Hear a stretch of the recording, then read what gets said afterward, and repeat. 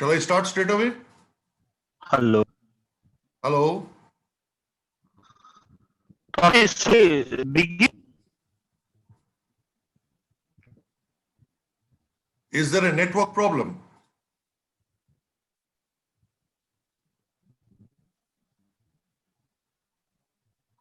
Let me.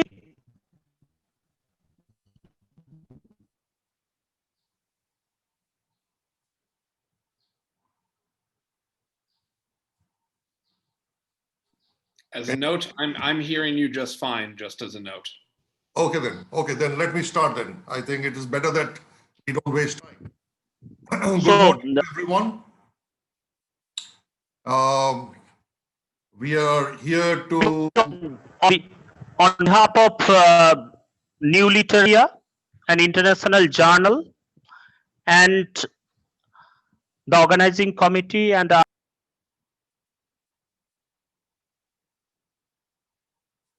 now today is the very second day, and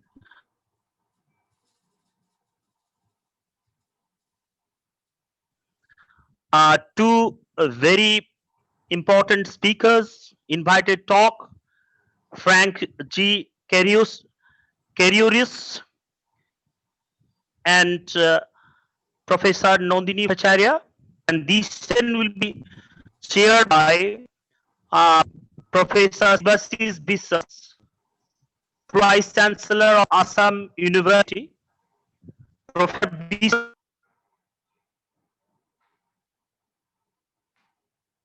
and he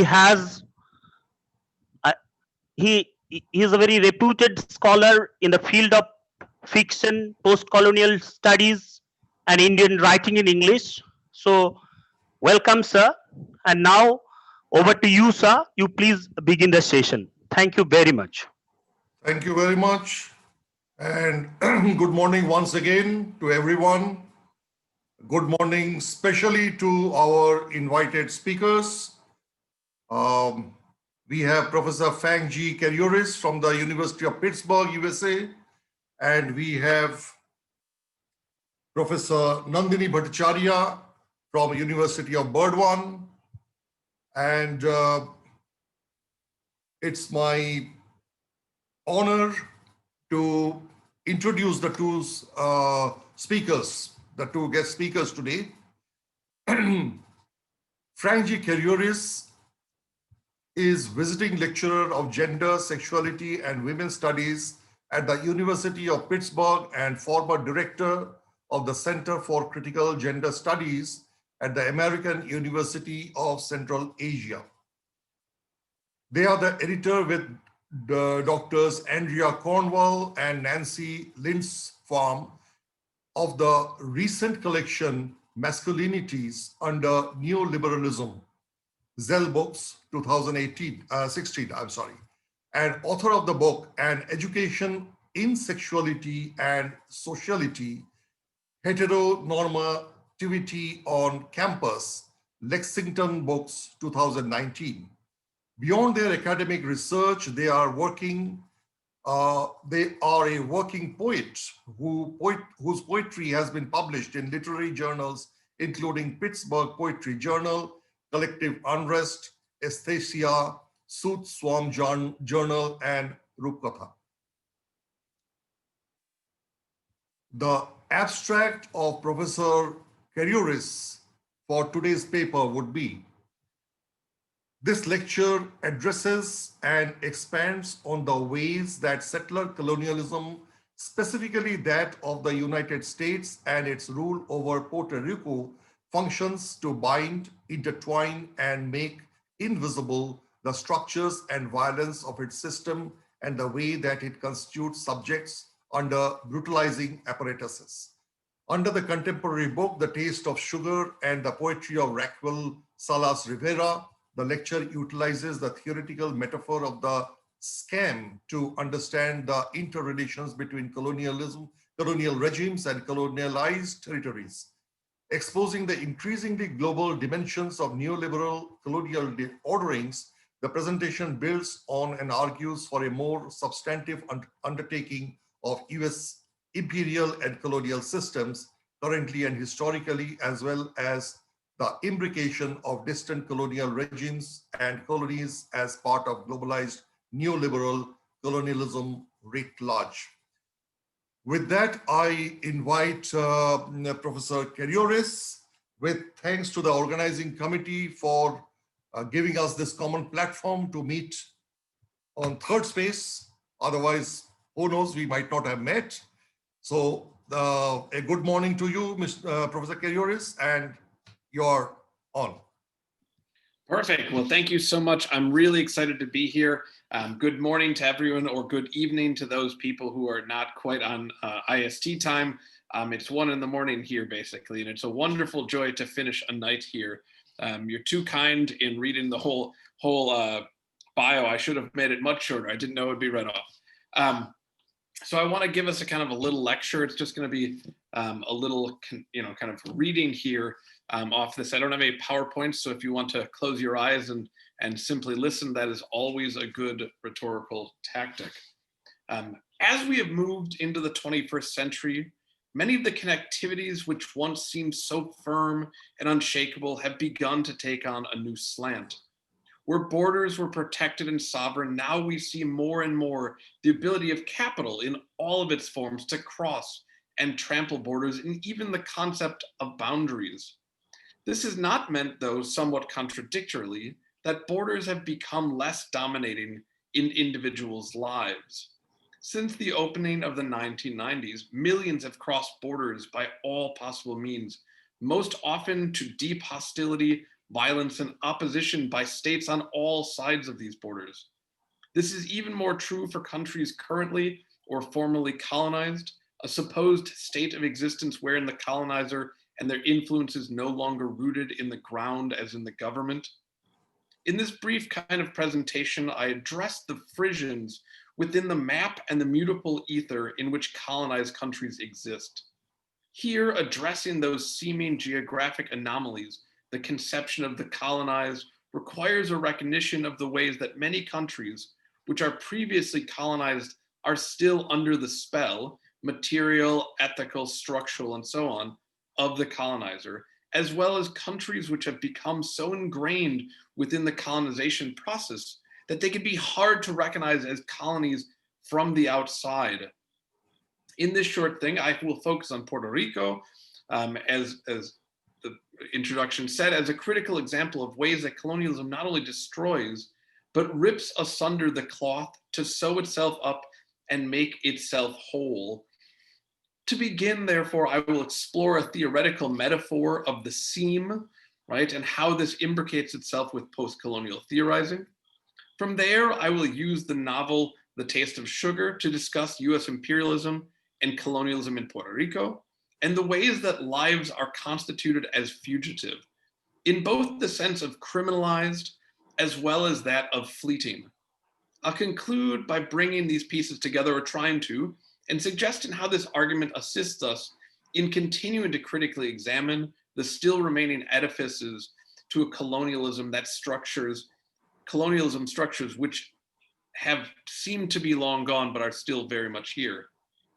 In that sense, I want us to begin theorizing by stating unequivocally that capitalism has not unified the world as it often suggests, but has set up different marketable standardizations that allow the circulation of merchandise and the accumulation of obscene profits, and that this is reliant on a process of dehumanization. Power finds its most direct and immediate form as the negation of freedom, and objects for sale, consumption, or for commodification. And here, laborers may be placed not simply as laborers, but simultaneously as objects under capitalist logics, right? These commodification, these commodities are never free to do anything but that which their category makes them into doing. Neoliberalism has turned the world into more singularity than distinctions. As Chamois says, neoliberal barbarity has in its way locked down the world. This, combined with colonial apparatuses, many of which are still in full effect, constitute a violent process of becoming and undoing. As Cesar notes about colonialism, it works to decivilize the colonizer, to torture, violence, race, hatred, and immorality constitute a dead weight on the so-called civilized, pulling the master class deeper and deeper into the abyss of barbarism. This barbarity then extends well beyond the day-to-day into the constitution of subjectivities. Cesar continues, he says, the colonial encounter, in other words, requires a reinvention of the colonized, the deliberate destruction of the past, what Cesar calls thingification, where once people as individuals existed now only objects for a purpose, a use value.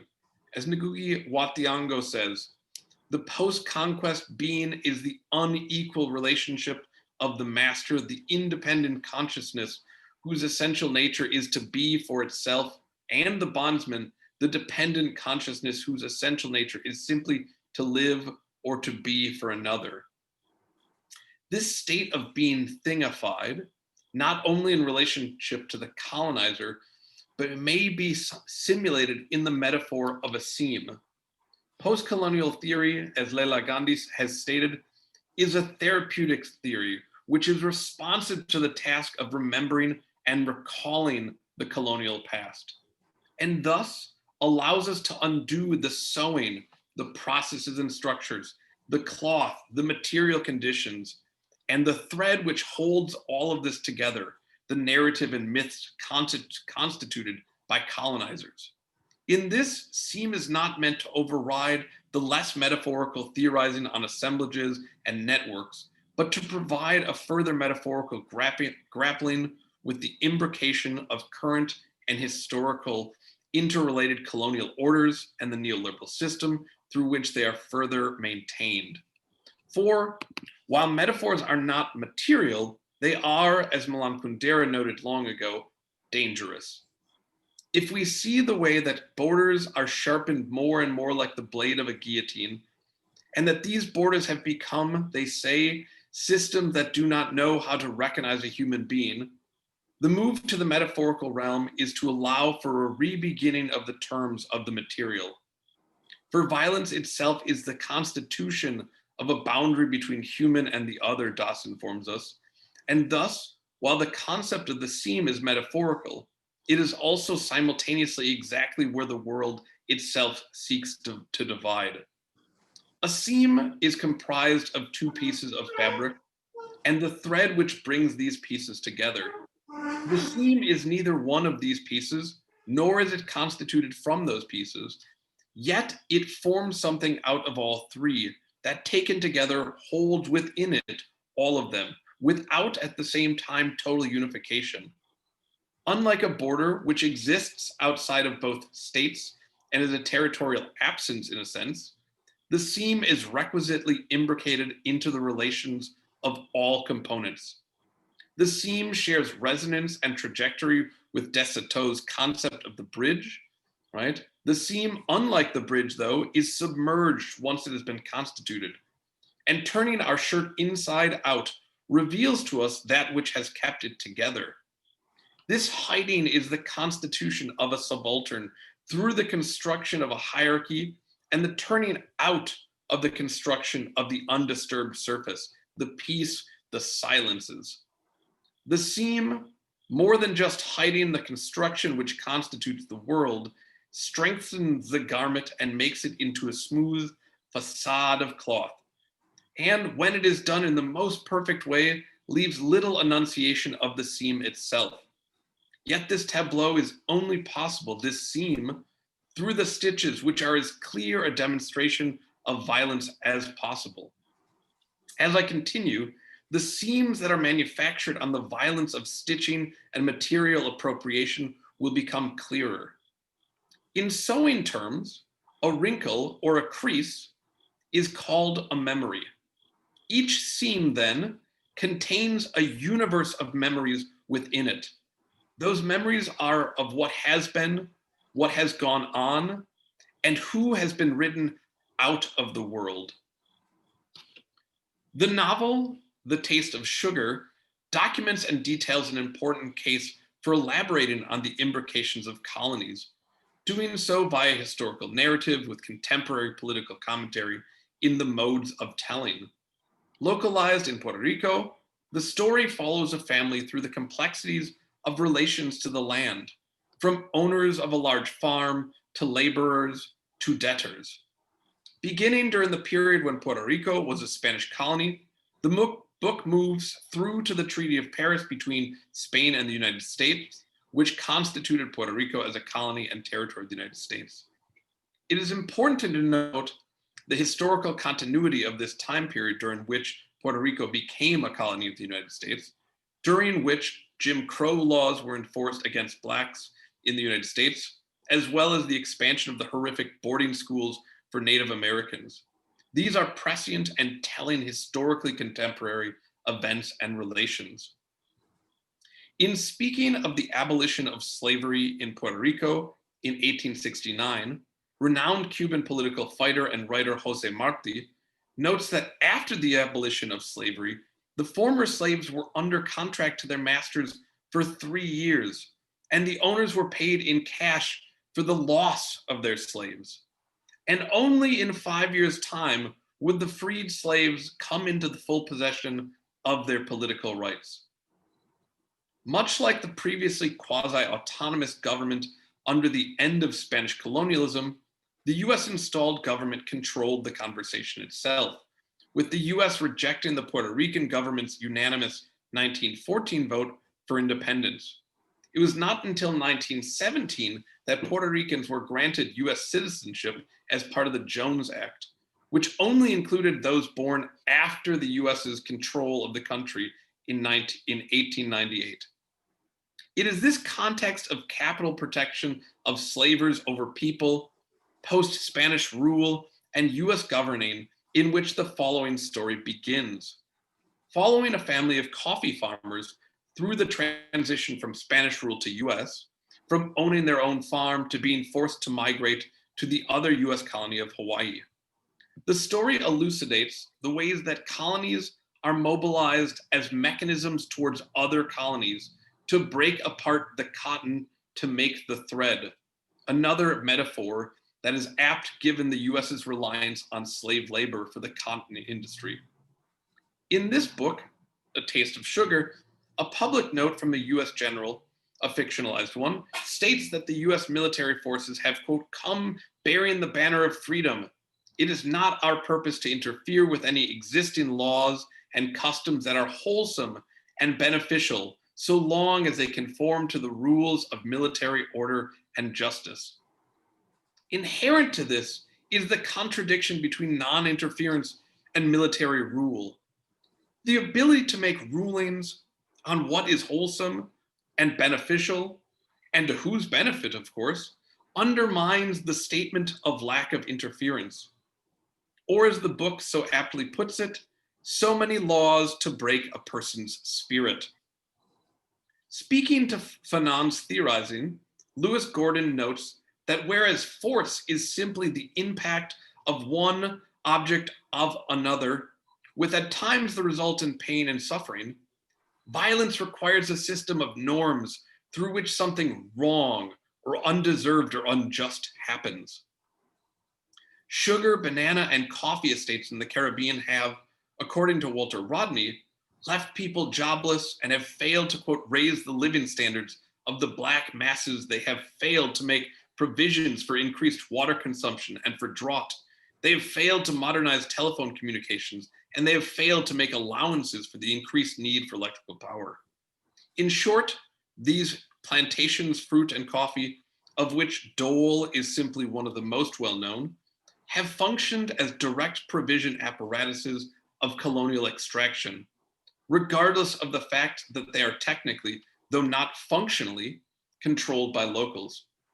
For as Rodney's work demonstrates, even with formal emancipation of the colonies, there was European financial reparation and a continuance via apprenticeship, which secured free labor for a number of years in order to maintain local whites in power, which stems back to this idea of the slaves having to work their way out of slavery in Puerto Rico. The simple changeover of technical control does not undo the system of control writ large, of white over black, of colonizer over the colonized. Nowhere is this clearer than in the taxation without representation, as America would love to note of itself, the taxation of the island. They say the American flag now flew from the flagpole, where the town citizens registered the birth of their children and paid their taxes. Vicente, one of the main protagonists of the novel, protested that the United States is making Puerto Rico pay to be occupied. Taxes on Puerto Rico went to the US to, quote, pay for the appointed administrators and schools and infrastructure, all of which were only noticeable to most people via the tax collectors themselves. Once the US military government taxed the island, stripping farmers of ownership of their land and installing puppets in the government, they then, as a follow-up part to the processing of cotton into threads for the stitches, followed this by offering supposed opportunities for those now impoverished farmers who had no ability to make a living or feed themselves off of the land as they had. It is here at the utilization of two colonies, Puerto Rico and Hawaii, to make each colonial endeavor come to fruition that the seam is made. The culture is impoverished as well as the people, with memory and generation destroyed along the axis of landedness. To induce stitching, the colonizer must first take the living plant and turn it into dead thread unadorned with its brethren. It must be mutilated and murdered of its soul, of its properly given life world. In no uncertain terms, all of this, and the continued state of secondary status of Puerto Ricans and the country of Puerto Rico, is but a beginning portrait of the US's colonial relations to Puerto Rico.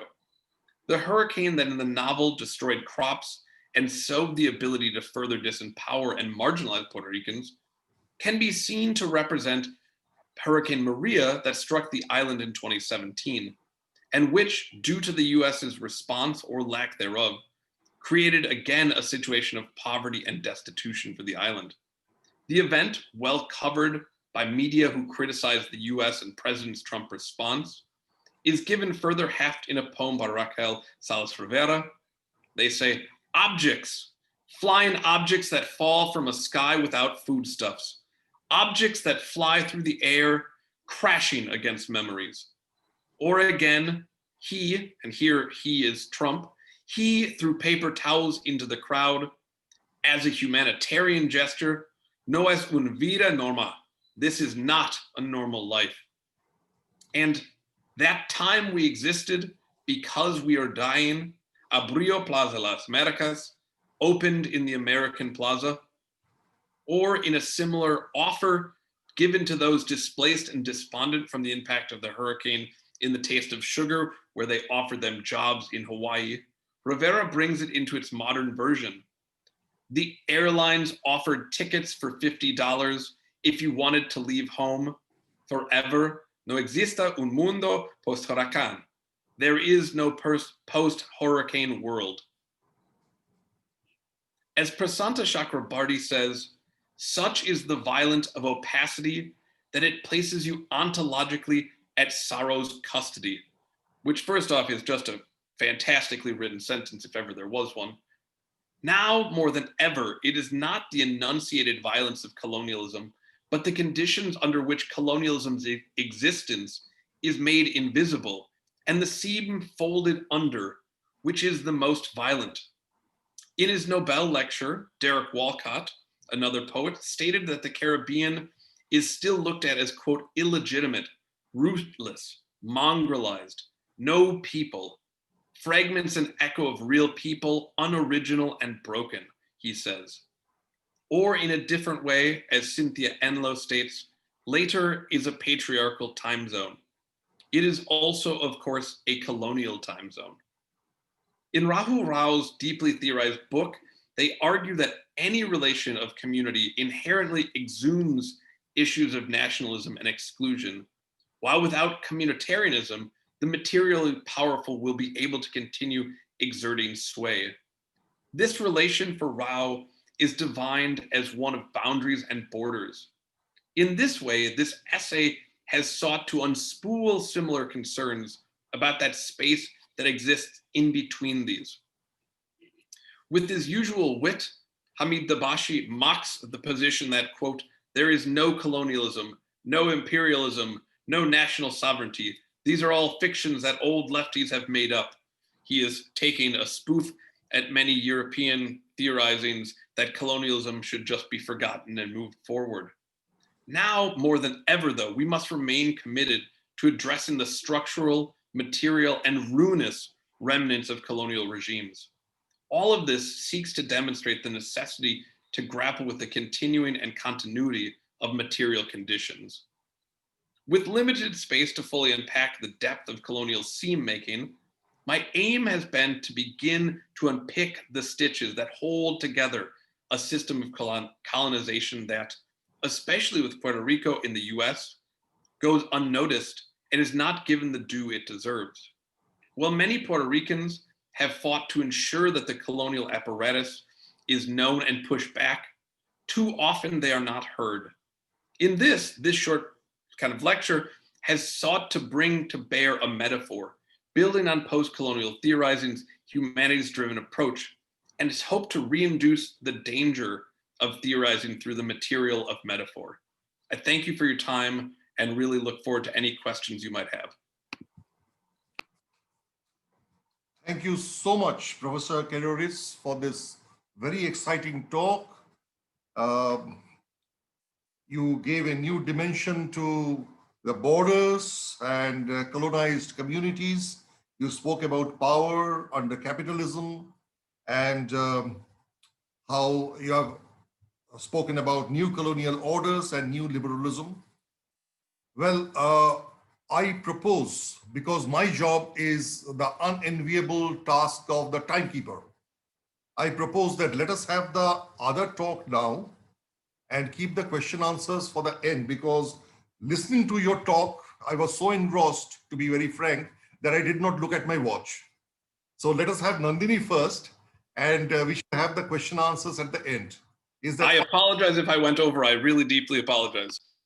Thank you so much. So it's my duty and my privilege to introduce Professor Nandini Bhattacharya, who would be talking about post-colonial Mirat al-Urus or post-colonial brick lane, some musings. Professor Nandini Bhattacharya is professor and head of the Department of English and Culture Studies, Burdwan University, West Bengal, India. Professor Bhattacharya has done her PhD in English from the University of Rochester in 1992 and has also taught at the Texas University before she joined Burdwan University. Her research interests includes post-colonial, transnational, and feminist discourse, Indian film and South Asia studies, women's writings and transnational feminist writing, colonial discourse analysis, Asian American writing, and many more. She has authored many well-known books, including the famous The Annotated Konkabuti, translated, introduced, and contributed, and R.K. Narayan's The Guide, New Critical Idioms. Let me also read out the abstract of her talk today. Her lecture scrutinizes the terms post-colonial with and without hyphen and subjects to texts Mirat al-Urus from 1868 and Brick Lane from 2003 to certain processes of interrogation. This talk traces as to how, if at all, the colonial processes can actually shape languages and texts. With that, I would request Professor Nandini Bhattacharya to take the stage. You're on, Nandini.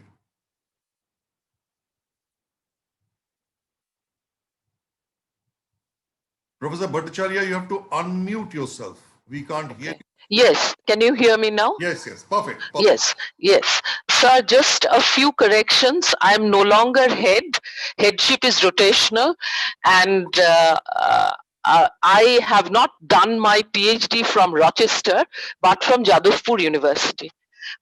Anyway, with these minor, wrinkles, I will come to the idea of post-colonialism with a hyphen and without a hyphen. And I would say that with a hyphen, I believe it means something that has happened after emancipation, after the colonial chains are over. But I am of the opinion that no such thing is ever possible.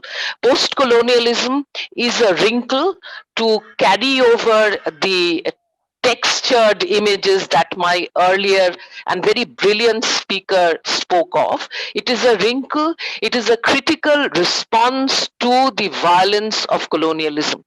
Therefore, there can't be any hyphen in the sense that one is no longer aware of the colonial process. And in other words, I'm speaking of post-colonialism as a response that is in continuum, that has its spikes, that has its highs and lows, but that has its mutations, but is nevertheless in a continuum. Now, the text that I'm going to read is a fairly well known among Urdu speakers and also Hindi speakers, but it is a text that has had long history of recasting, reformation, and therefore gives me a point of intervention to examine this aspect of, or this phenomenon of violence, this phenomenon of a colonial takeover. So I will just quote from G.E. Ward's translation of Miratul Urus, which means the bride's mirror. Incidentally, the mirror genre is as old as the Renaissance, and we have the mirror for magistrates. In Bengali, there are a whole lot of mirror texts like Apunar Mukh Apuni Dekhibo. So a mirror is a kind of a a generic form that allows you to look at yourself and your faults, I guess. So here is a character who is actually a student of the protagonist Asgari.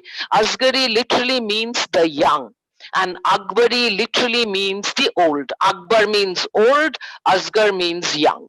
So this student of the home school that Asgari has set up, incidentally, Miratul Urus, which was published in 1868 or 69. There is a controversy. This was written by Nazir Ahmed, who was also called Dipti Nazir. Dipti because he was a deputy inspector of schools and therefore he was called Dipti Nazir. There is a translation of Miratul Urus, or the bride's mirror. This book was usually given to a bride when she went to her husband's house from her father's house. And so it is an advice book. It's an advice book about what the bride should do. Nevertheless, it is a novel that is deeply implicated in the mutiny of, or the uprising of 1857. And just look at this. This is a very much of a post-mutiny text. This is what Safihan says. Say, what can Queen Victoria know about this place, that is India, living thousands of course away? And Asgari says, she knows every little thing. Asgari is a teacher. And why not? Day and night news is traveling to her by post and telegraph. Thousands of newspapers go to Europe. All right. Now, this is very interesting because I read Miratul Urus as a complex response to the uprising of 1857 and the crisis of communication events thereby. Now, there is a biographical dimension to all of this, as Nazir Ahmed, originating from the Bijnor district of modern Uttar Pradesh, but living in Delhi with his wife's family during the mutiny, was deeply inconvenienced, and his older brothers and his in-laws were forced to go into hiding. There were several people in his family who died because of the backlash, and the city of Delhi, which was the seat of Persianate learning and great Islamic culture, was razed to the ground. And he was emotionally scarred by the turmoil. And I would ask you to read the poems of Ghalib, late poems of Ghalib, and that of Hali, Altaf Hali, to understand the kind of shock, the kind of violence that the Muslims in India, who were the ashrafs, who were the upper class, who had to undergo when Delhi, or which was also known as Shahjahanabad, it was razed to the ground. But unfortunately or fortunately, the same Muslim ashrafs had to choose sides and ended up collaborating with the British. So Gail Minault speaks of, she's a scholar of this area, the revolt of 1857 shattered English peace, led to the sack of Delhi, the banishment of the last Mughal, and the death and diaspora of many intellectual figures of the times. Nevertheless, the Delhi Renaissance men served the British government as officials, judges, teachers, inspectors in the education department and in the justice department in courts. Further, they wrote textbooks, founded schools, founded journals, and Nazir Ahmed was the foremost among them. He was popularly called Dipti Nazir and rose from the position of a tehsildar to a deputy collector in the revenue department of the northwest provinces. Now, he, along with Sir Syed Ahmed Khan, would constitute a constellation of people, of Muslim aristocrats who were deeply hurt, deeply saddened by the passing away of a Persianate culture. And I would request those who haven't read Miratul Urus to at least read A Passage to India, where Dr. Aziz Hamidullah and I think Mahmud Khan, they are discussing the same thing in the same mournful way. That is that response, that wrinkle in their lives, that response, that critical response to the violence of colonialism. So Dipti Nazir wrote many books, but Miratul Urus, of course, was also in response to another kind of violence, and that is the jettisoning of Urdu as a language of courts and of offices. I'm sorry, the jettisoning of Persian as the language of courts and offices. Now, usually people talk about the 1834 minutes of Macaulay as that moment of violence, as that watershed when English is introduced. But it is far more important to look at that 1837 when Persian is shoved off and the new vernaculars are introduced and English is introduced, of course, as the medium of work in courts and offices. Now, it is this violence that I guess these people like Sir Syed Ahmed, like Hali, like Dehlavi, like Dipti Nazir, that they are talking about. Now, what exactly is this violence that I am talking about? This violence is, now the British, instead of Persian and Arabic, which are considered to be part of Islamic culture and Islamic past, they want to introduce Urdu and Hindi. And in fact, there is a prize that the DPI, the Director of Public Instructions, Kempson, is announcing. And it is in response to this prize winning, this prize contest that this novel is written in Urdu. So this, this misconception that Urdu is somehow of the Muslims, and Hindi is somehow of the Hindus, is wrong. Actually, Urdu and Hindi were both they were promoted by the British because they wanted to get rid of the old classical languages with which the Muslims actually uh, they associated. So this is something. Also, of course, the English where, as Spivak says, white people who were saving brown women from brown men. So this was a text that was supposed to save brown women from a fate worse than death, that is their depressed condition, which is why he was writing, Dipti Nazir was writing this so that the Muslim woman could actually read, or any woman, Muslim or Hindu for that matter, could read this and become educated enough to write letters, to do little accounts, and so on and so forth. Now, the little intervention that I'm making is that Miratul Urus is not a domestic text as it has been read by many people, the latest being Ruby Lal, who is a Persian and Urdu scholar.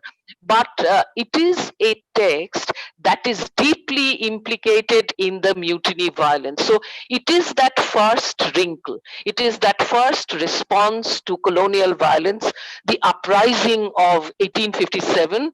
And though because there is a paucity of time, I will simply say that it is about two sisters, one biddable, good, timid, that is Asgari, the younger, and the older, who is wild.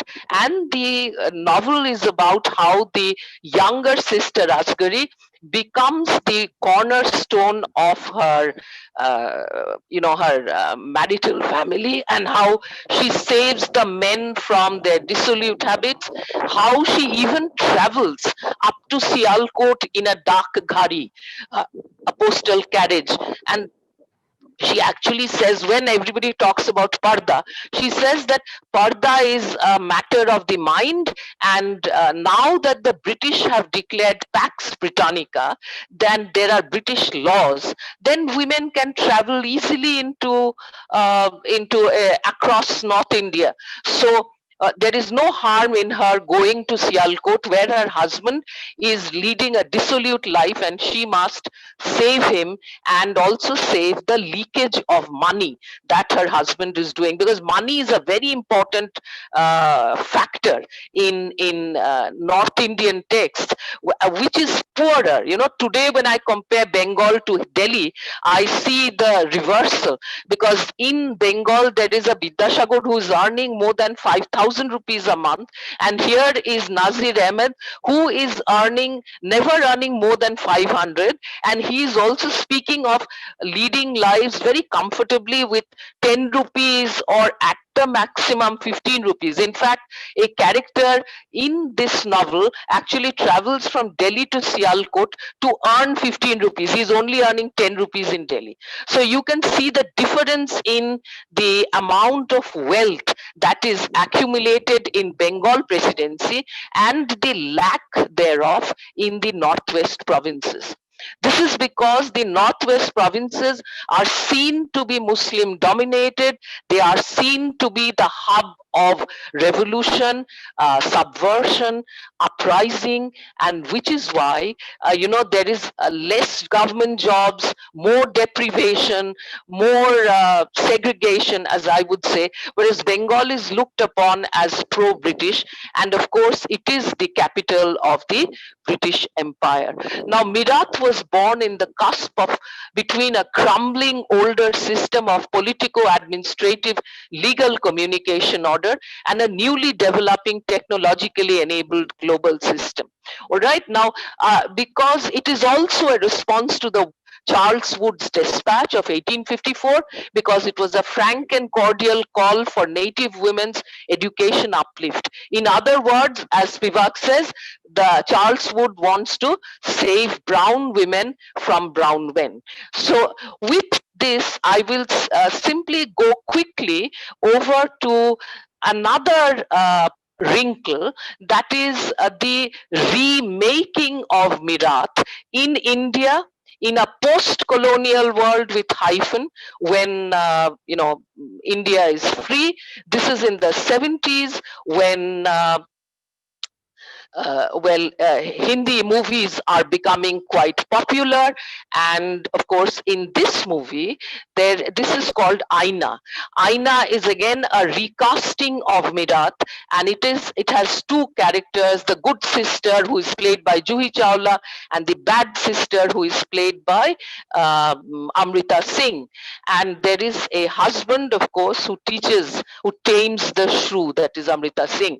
Now this was actually produced by Yash Chopra, but went on to actually influence some very major Bollywood movies and transnational movies like Dilwale Dulhaniya Le Jayenge.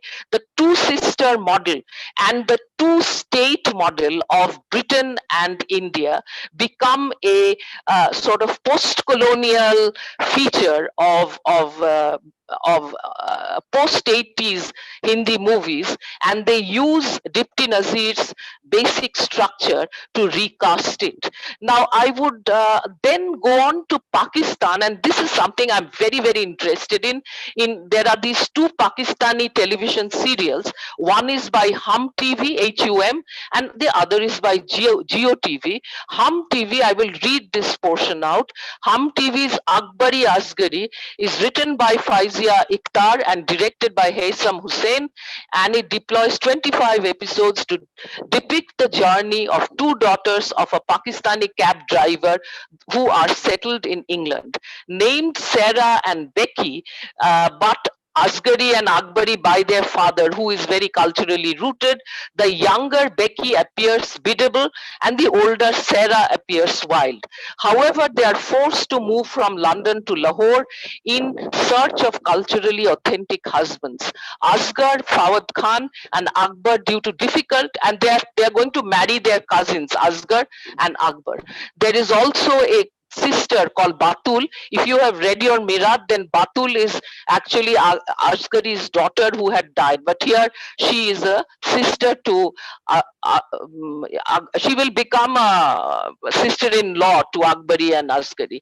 Anyway, so the husband and the wife, they earn a pittance as cab driver and waitress in a Gujarati delicatessen respectively, and so they are forced, because there is not enough money in London, they are forced to go to Lahore, and they are forced to make money from Lahore through this marriage. And in the end, there is a very interesting reversal. It is money of the land in Pakistan which is going to set up the husband and wife who have been working their butts off but haven't been able to make a good living. So there seems to be a sort of reverse colonization. But interestingly enough, there is the older sister Sarah, who is a much better person here, and who brings from London her sense of self-independence, her sense of liberalism, and she cures the fundamentalist Akbar of his stereotypical and Talibani kind of outlook. So this again is a very, very interesting reversal. My final text is Brick Lane, which is a 2003 text, which is again a recasting of Miratul Urus from Bangladesh. Now, Bangladesh, of course, Monica Ali is situated in Britain, and Brick Lane is a place which is considered to be a Bangladeshi enclave.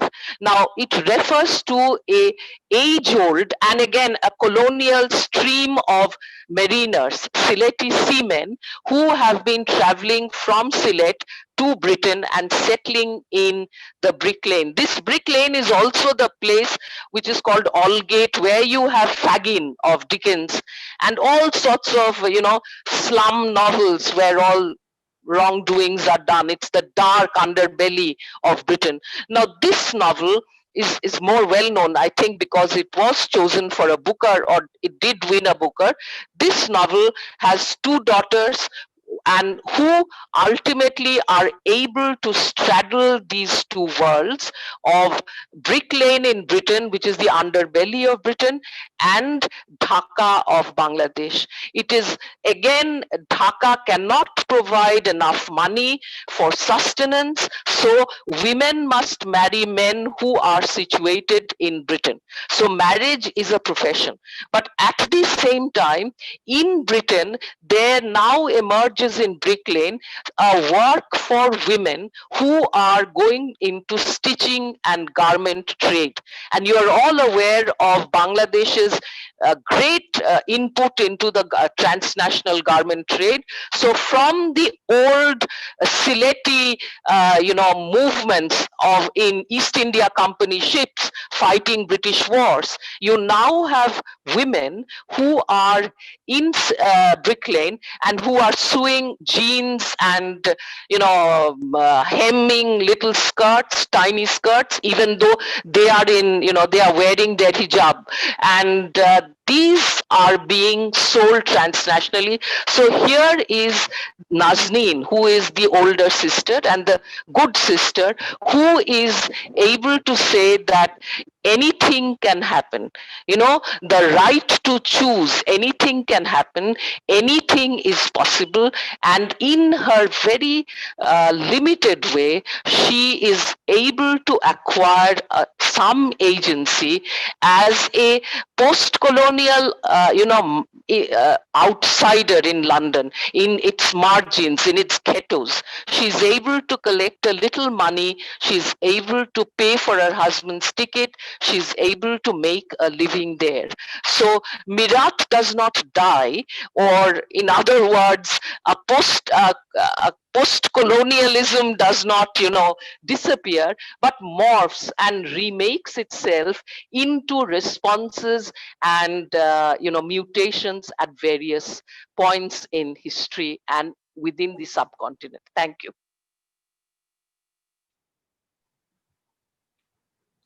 Thank you, Professor Bhattacharya. And we are running very short of time, so we'll have to address some questions. Professor Karyoris with his concept of seam, and Professor Nandini Bhattacharya with the wrinkle of colonialism. It was very interesting, Professor Bhattacharya. I wish I had more time to talk to you personally also. But now we have to go to some questions very quickly. Sir, sorry to interrupt you. This is Tanmoy. So we can take all the questions in the second session. The first speaker is absent today, so we can bring the session.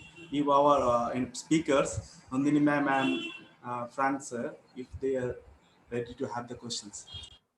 So we shall continue with the questions? Yes, we can proceed with the questions. Okay, and how much time do we have for the questions? We can extend it up to 11:20. 11:20, fine. Thank you very much. Thank you. So we have time. So I'll read out the first question. It is in the chat box.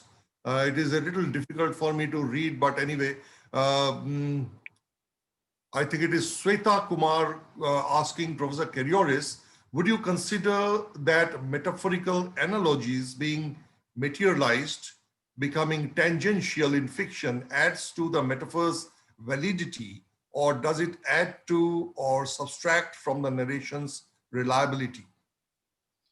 I think this is absolutely a fantastic question, right? And I think I would seek to ask questions about what reliability means, actually, right? Because so often narratives that are constituted as unreliable we have to find the rubric by which they're constituted as unreliable. And so I would say the first question is, metaphors are wonderful, emotion is wonderful and joyful. That doesn't delegitimize its reliability, right? And so I think actually the kind of materializing of metaphors is a way of pushing forward a narrative and a narration style and tactic that allows really fleshed out people to live in them to some degree. And sometimes we think of fleshed out people as unreliable because economics and governments and politicians think people are unreliable. But I think that's really a positive, right? And I think this does tie into another question that Nani Kayani says, right, about social realism, right? Like, can we utilize social realism in post-colonial literature? And first off, my answer is always yes. Why the heck not, right? Right, the understanding of politics that run through things, right, is so prevalent and predominant. Like, obviously, we are not all novels are Diego Rivera and Frida Kahlo painting murals of Marxists and laborers, right? But I guess the question would be, can we find the social realism within other texts that might not seem on their face to contain it, right? Can we actually rip asunder a book that might seem totally, apolitical and seek the social realism, the critique, right? In the sense that, when we talk when literary theorists talk frequently about reading, right? There's various different forms of how we read something. We can read from a paranoid reading, right? Which is what Sedgwick talks about, paranoid reading, like reading negatives. We can read, right? We can read into things. And I think that's how we might start unpacking this, like reading into things and utilizing that. Thank you. Would Professor Bhattacharya like to comment on it, on the comment made by Professor Kerioris? I would like to take a question if there is one for me. Okay, I'm actually trying my very best to retrieve the questions from the chat box. The next one I find, I'll go one by one. The next one I find is again to Professor Kerioris, coming from Priyadarshini.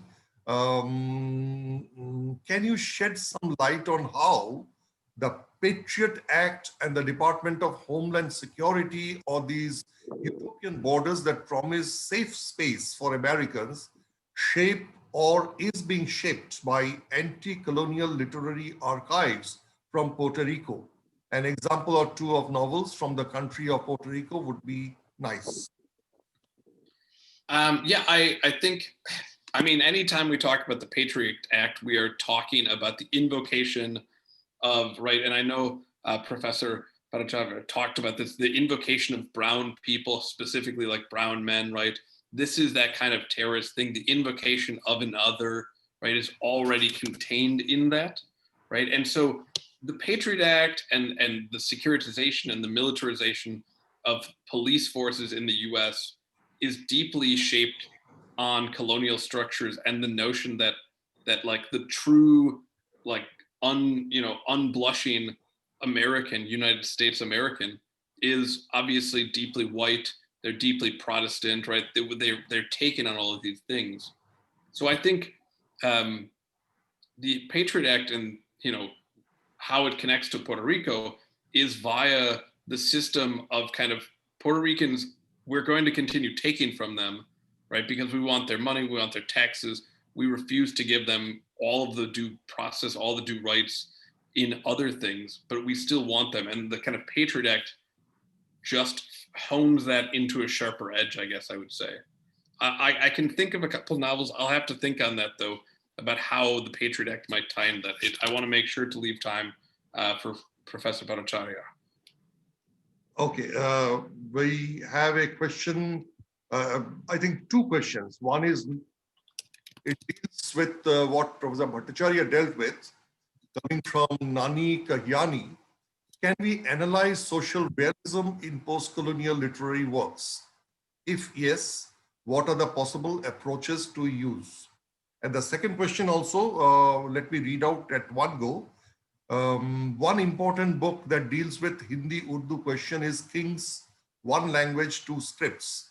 The chasm between Urdu and Hindi is a later development, as we know, the two languages were together in a rather hybrid form, Hindustani, for a long time before attempts to purge Hindi of Perso-Arabic and Urdu influence began. It's a comment.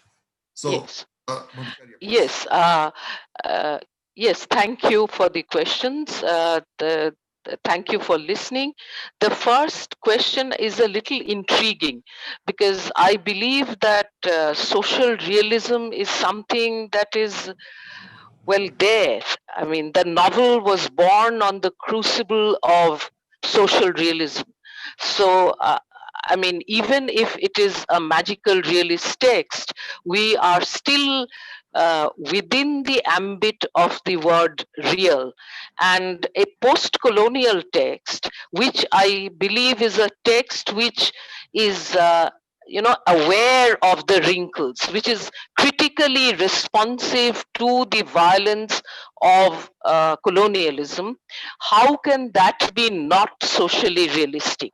I mean, there could be someone like, say, a Mulk Raj Anand who is writing, say, Coolie, which is overtly socially realistic because he is committed to a Marxist kind of a agenda. Or there could be someone like, say, Salman Rushdie, who is writing the satanic verses, and in the chapter London, which is deeply fantastic, is also socially realistic. I mean, social realism is a reading strategy. It is. I do not believe that social realism is something that can be worked out of. That can be cut out of a novel. The novel is by birth committed to social realism, portrayal of social realism, or reproduction of social realism. Also, this question is problematic because I am not quite sure as to whether one is talking about social realism as something that is real. After all, a novel will deploy a strategy which will produce realism at a refractive angle. So as Plato said that the poets should be banished because they play with the real. So the real is always at a refractive angle. But yes, I mean, if one is talking about a post-colonial response, then how can one not speak of social realism? That is the response. The second question is, yes, I'm greatly indebted to King's book and to all those books that have talked about the Hindi-Urdu divide. My simple submission was, if one reads Mirat, and it is available, it's a Urdu text, it's a text in a modern Indian vernacular, Urdu being a modern Indian vernacular and promoted as a modern Indian vernacular.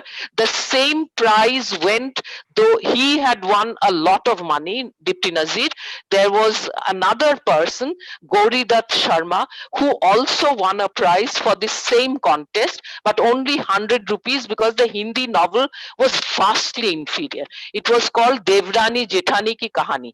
Again, two wives, their problems, one good, the other second one better. But Devrani Jethani is a very, slight and, very light kind of a text. But it is interesting. It did get a 100 rupee prize because it was able to reproduce the zuban, the talk of Mirat, the Baniyas. So words like Londia or Khawe, these are things that make Devrani Jethani a very intimate kind of text. This is the kind of language that the UP and Haryanvi Baniyas and especially Baniya women are speaking of. And the Baniyas are very important, a very important category in the rise of the Indian novel in North. So I think that has to be kept in mind. So the other point, that Persian and Arabic are the languages that Islam claims.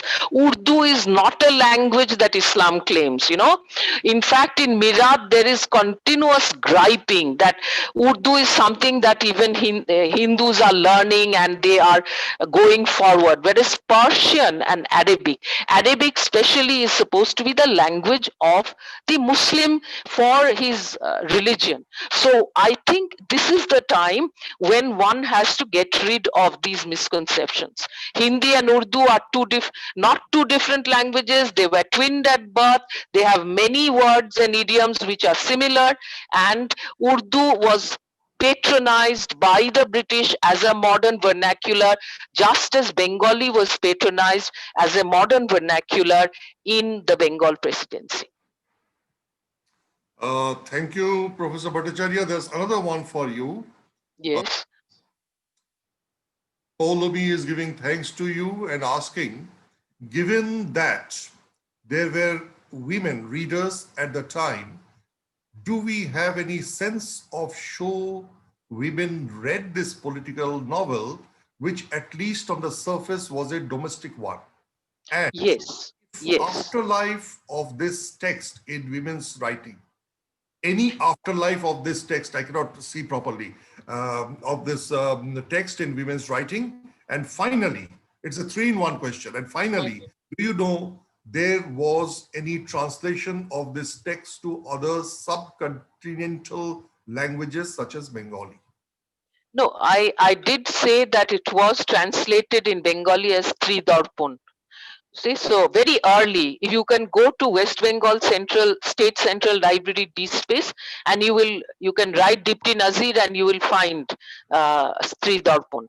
The Darpon being, or mirror being, a very popular kind of a subcontinental genre. Yes, women did read. There are several other women writers who emerge after Nazir Ahmed, and almost all of them refer to Mirat, and Mirat becomes a cult text. You see, even someone like Rokeya Sakhawat Hussain, she refers to Mirat. So, you know, Mirat is something that spans over the subcontinent, which is why I'm so interested in it. I mean, after the partition, there is Pakistan and Bangladesh, but Mirat continues to be a text that fascinates women.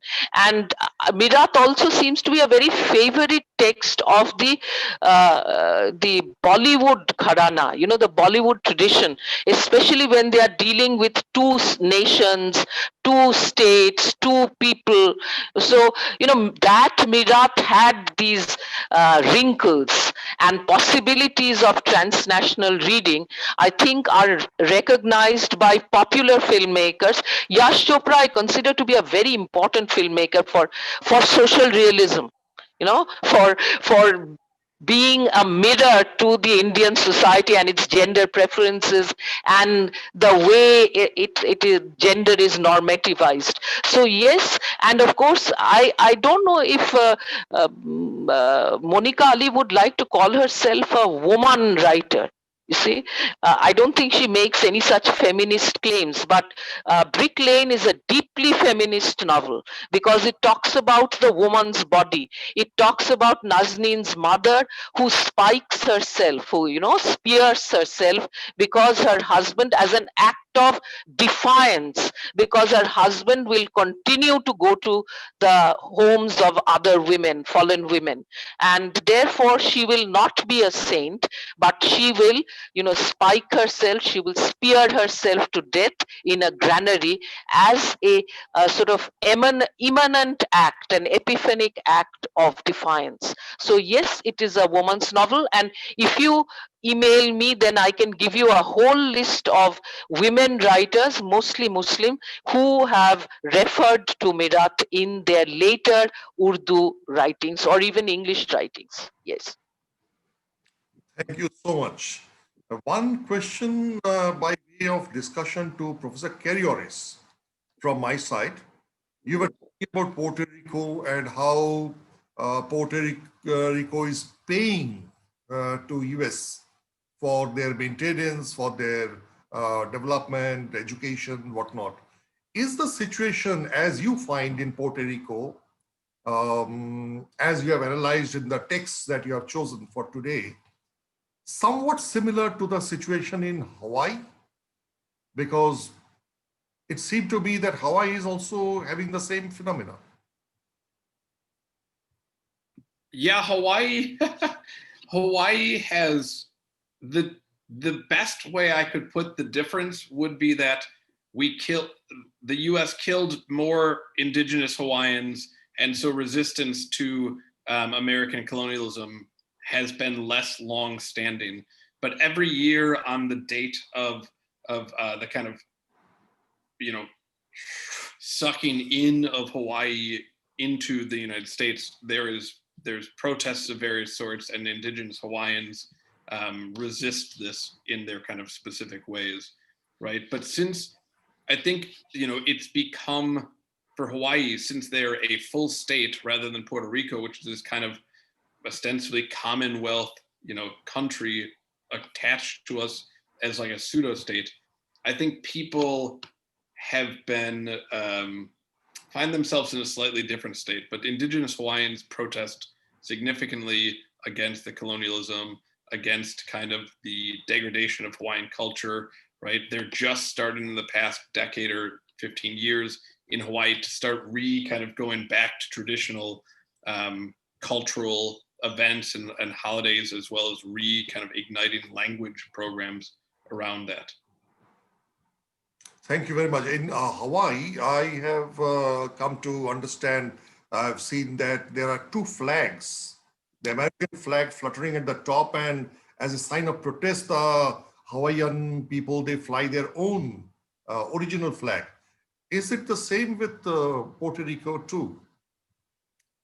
Not always, but yes, there is a Puerto Rican flag, there is an American flag. These are not the same. And again, Puerto Rico is such a weird state of being in that they exist in that state of both and, right? They are both a part of the United States as well as and not being part of it, right? And so it's this kind of situation, again, of this kind of opacity of what their state is, right? Hawaii at least is able to know where they're at and make demands based on their placement, and they can say, we do not wish to be included as a state, right? Puerto Rico is like, well, we voted, to become independent. We didn't have that, but now we have limited ability to make these kind of assessments ourselves, right? And so there's this way that Puerto Rico is like, to put it brusquely, is like really doubly like at the end of a bayonet, basically. Thank you very much. It gives me a new... I have a question. Yes. This is in response to Professor Carrios, that all American states, the United States of America, have a double flag. And the states are in a sort of very complex relation to the federal government. So how would this, Hawaii is a later acquisition. So would you say that a later acquisition makes this double flag thing more specific or more, hurtful than the two states in the state of California, for example? The California governor is supposed to be more powerful than the American president. So America has always operated on a sort of loose and very complex relation between the states and the central government, the federal government. Yeah, so like, not only do states have their own flag, but cities also have their own flag, like, interestingly, right? And so, I think that in this sense, it's about the kind of baggage loaded onto the Hawaiian flag rather than that it exists. It's that it's loaded as a protest, loaded as a statement of indigeneity, right? And so like the Californian state flag is loaded as like, we're all part of California and we have state unity as part of the unity of the whole of the United States. Whereas the Hawaiian flag is more frequently, again, not always, lots of Hawaiians fly it without protest, but it's more frequently a statement of, we are outside, like, we should be outside rather than we are a Right. partisan side, right? You know, like, but it's always great to see how flags can be mobilized, right? Because yeah, America has just 1.5 bajillion flags for every last thing, right? But some flags get re-encoded as specific symbols, right? You know, in that particular way. So I think that's a really attuned way of looking at, right? The federal government and states are always at odds with each other. And, you know, like there's always talk about California seceding from the federal government, from the US, not because of some indigenous issues, but just because they feel they're supporting economically the rest of the country, and they feel like they can economically live as their own unit, right? So you have all of these different contestations, ostensibly, for sure. Yes. The problem of the seam and the wrinkle. Yes, it's wonderful both. Again, yeah, the seam and the wrinkle, right? Yes. So I mean, I just wanted to say that I vastly enjoyed your lecture. I vastly enjoyed your lecture, and my little intervention would be that this, you know, the nation state as it exists today is about seams, about wrinkles, and every state, I mean, if you take India, for example, very recently there has been a union territorializing of Jammu and Kashmir and of Ladakh. So it is a continuous process. In the case of America, which is a larger country, the idea of nation state is new, fairly new, and that the attachments are fairly complex. See, so instead of seeing nation states as a sort of glued in homogeneous whole or block, it is good to recognize the seams, recognize the, you know, the openings, so that one has, I mean, so that nation states can survive. If nation states take on this homogeneity tack, then it will break. See, if one deploys the logic of a you know, a soft border, a diaphanous seam, then I think it's a better logic. It is, and I think of I mean, India is such a great example with Sikkim, Ladakh, like these kind of Buddhist kind of spaces of ethnic groups, right? We could also think of Turkey, right, and Kemal Ataturk's idea where he comes into power in 1919 and says to the Turks, right, we are all Turks now. Like everybody here, you are all Turks. Like that's like real now, right? And he says this to the Circassians, he says this to the Kurds, he says this to like he says this to the Greeks that are there, right? And that never does away with, at the same time, like the marginalization of Kurds, which is still so predominant. It doesn't do away with the kind of antagonisms of, you know, the post-Ottoman, right, without the hyphen, because I love that point, right, like the post-Ottoman period of like Greeks and Turkish hostility, which still exists to this day, right? But this idea of just like, if I say it loud enough, we're all Turks, like, is a really fascinating grab to me linguistically. Okay, the time has come to say thank you, because this dialogue, this discourse can never end. It's such a complex process that I wish I could also enter into the discourse, but it is just 1 minute beyond 20.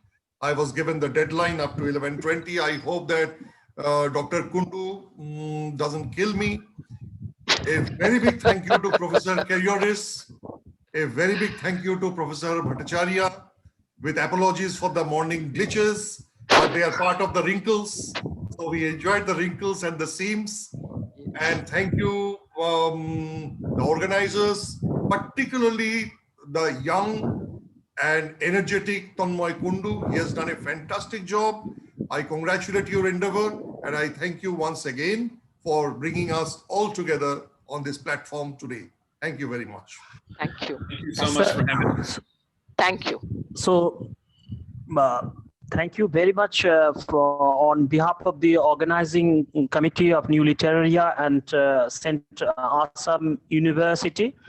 So thanks to our speaker, they have taken all the trouble to devote their valuable time.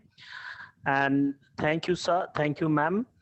And I have a request to Professor Sibasis Bisa, sir. Sir, if you please stay with us, we have a session immediately after this, and there is only one speaker in that session. So I request you to be with us for another 20-30 minutes, sir. All right. I am under your. Thank you, sir. I am under your command. I have mailed you the details. Ma'am, details I have mailed you. Dr. Okay, how much time do I have to? 5 minutes of breathing space? Yes, yes. Okay. Yes, sir. Yes, sir. You take. Please, sir. So we'll start at 11:30. Is that the time? Yes, sir. Yes, sir. Yes, sir. Yes, sir. Okay then. Okay. Thank you. Thank you.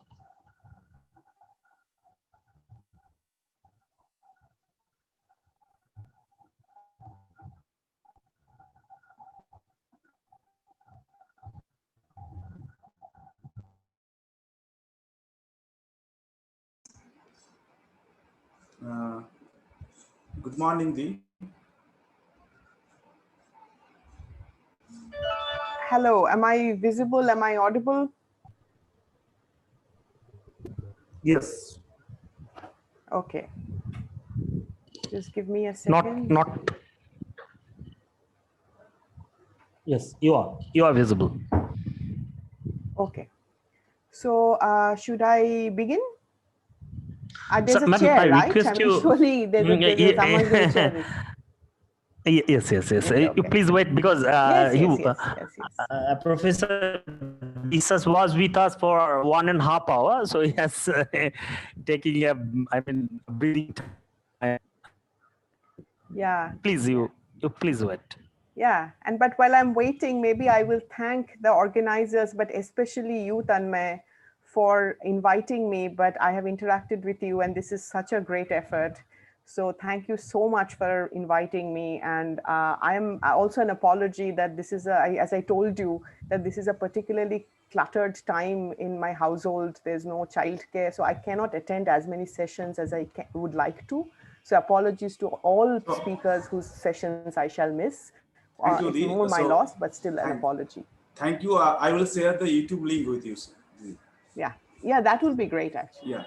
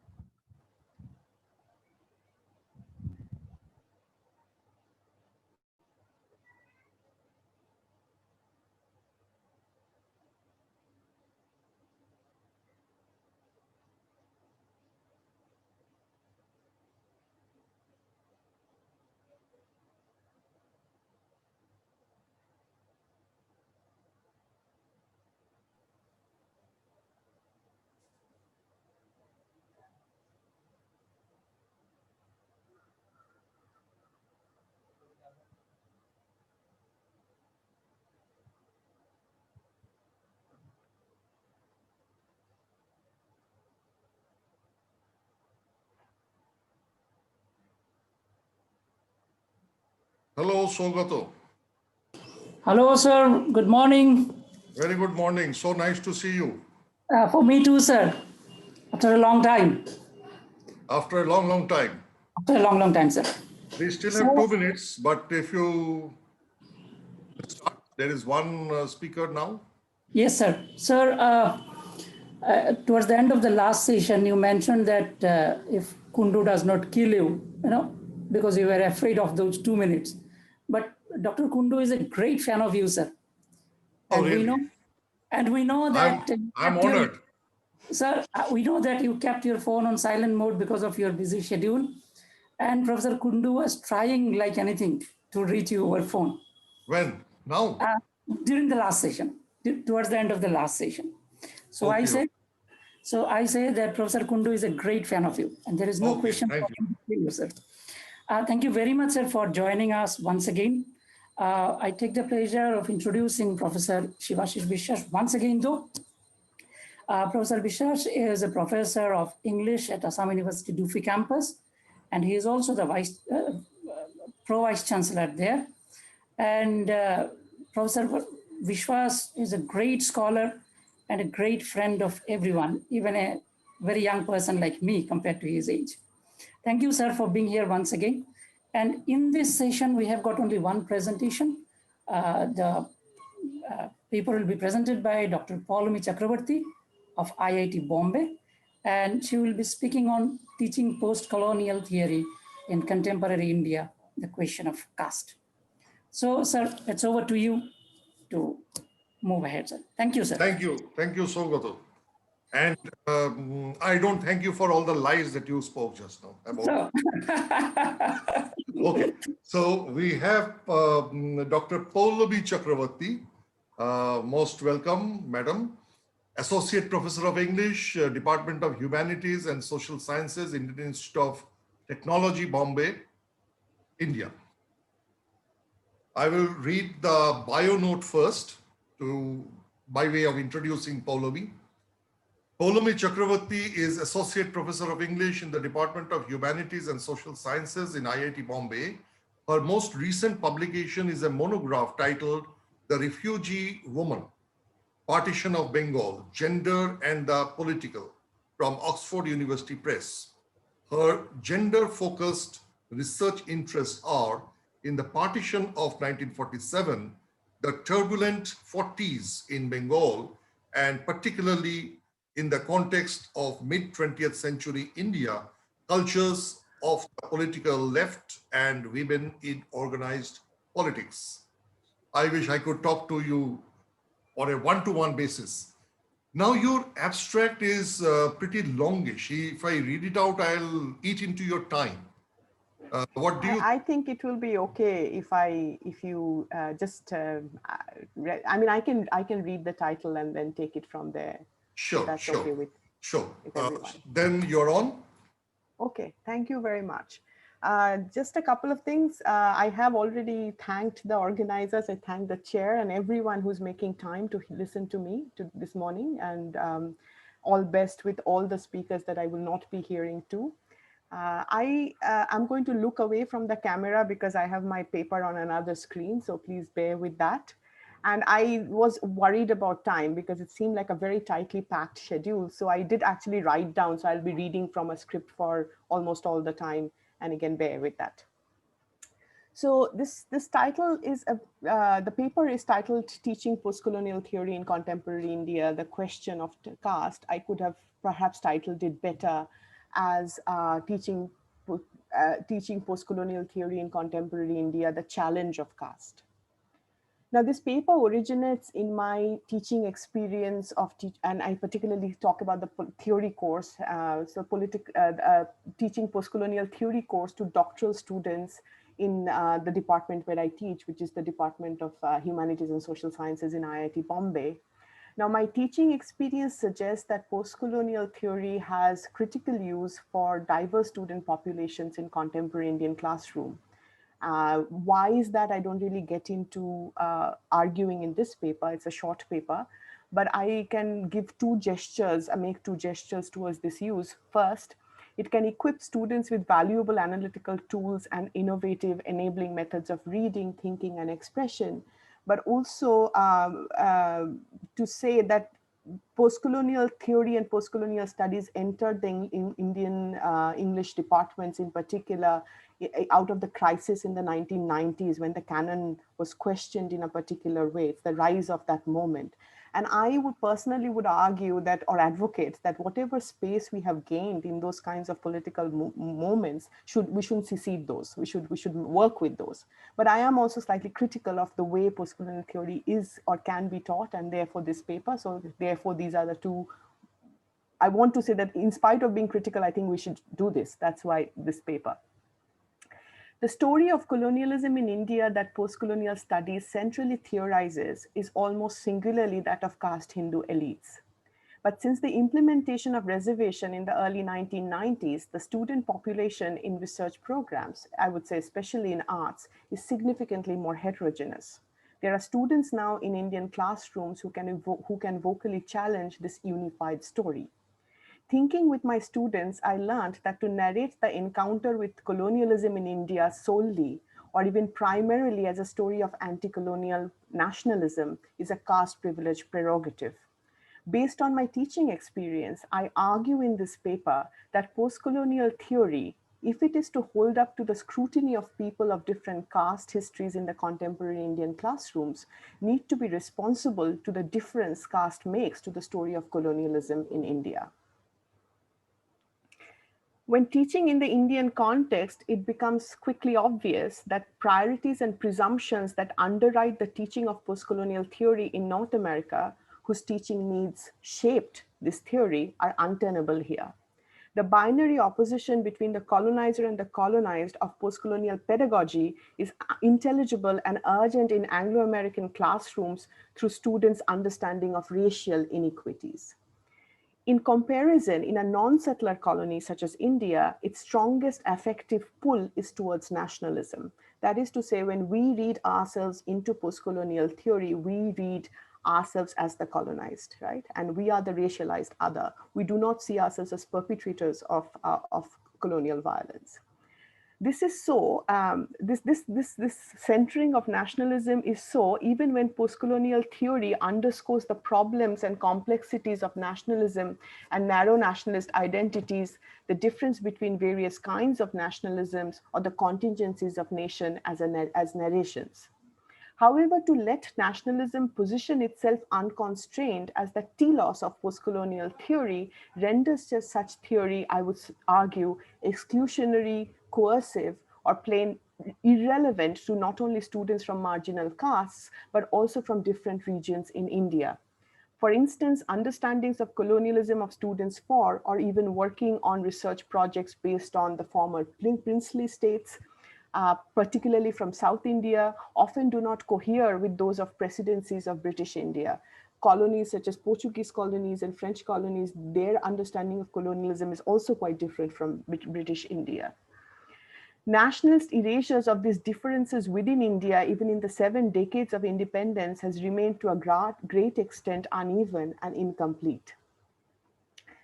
But the proposition to make teaching of post-colonial theory responsible to caste is not an easy one. Post-colonial theory has been structurally questioned and nuanced from the perspective of class, gender, sexuality, even the human, non-human over time, but caste puts a particularly heavy strain on it. This is not only because caste is the blind spot of existing frameworks privileging the colonizer-colonized opposition, but because its difference can be deeply antagonistic to this framework itself. In effect, caste challenges post-colonial theory's foundational impulse, its nationalism, that is in the context of non-settler colonies, even as anti-colonial nationalism. So it challenges even anti-colonial nationalism, which is both its historical context and political horizon. Now, certainly not all nationalisms are the same, and anybody would make that argument. There are good ones and bad ones. The purpose of this paper, however, is not served by pitting good nationalisms against bad nationalisms. The nationalism I want to push past in this paper by paying attention to scholarship on caste is in fact the good kind, the anti-colonial kind. I do so in interest of exploring how postcolonial theory can be caste accountable. To indicate just one site where caste difference explodes, I would say explodes, the framework of postcolonial theory, what English means in India. A few years back, I first heard that the Dalit intellectual Chandrabhan Prasad celebrates the birthday of Lord Macaulay with great aplomb in Delhi every year. Neither my caste Hindu upbringing nor my training in postcolonial theory, which are evidently in great harmony with each other, prepared me for anything other than just being shocked. This is the same Macaulay whose minute on Indian education remained indelibly marked in the memory of what I would have taught all Indians. I have taught particularly offensive passages from it in multiple courses as an example of colonial violence and the violence done to Indian languages through English language policy, done to Indian languages through the English language policy, even if English acquired later a complex history in India.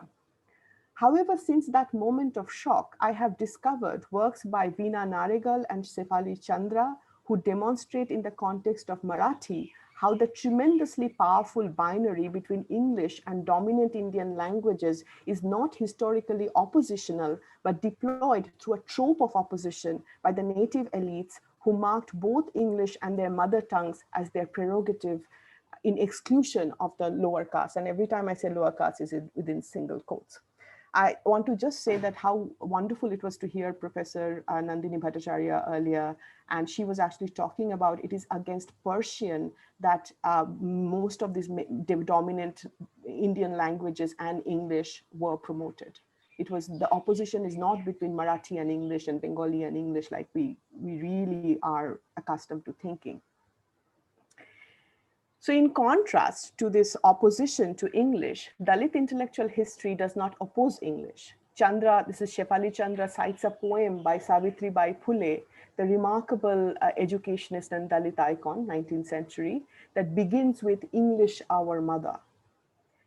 Teaching, so teaching Macaulay remains important in my courses. However, putting it alongside Chandra's work interrupts the overwhelming urge to consolidate a nationalist response to the minute, Macaulay's minute, that seeks to compel all students to identify themselves as Indians in their common outrage, rather than critically address the difference among them. In fact, including even a small selection from the corpus of available Dalit writing on the topic of English is a postcolonial theory course can map the altogether different valence of English to Dalit groups than to caste Hindus. How English feels potentially inclusive where Sanskrit is ritually prohibited to Dalits. How the higher vernacular of the classroom is just as alienating to the Dalit child as English is. How English education is a tool to fight back against the hegemony and oppression of caste elites. And one may argue that the rise of B.R. Ambedkar himself is in some ways, this breathtaking rise or possibility of B.R. Ambedkar is a product of English, access to English.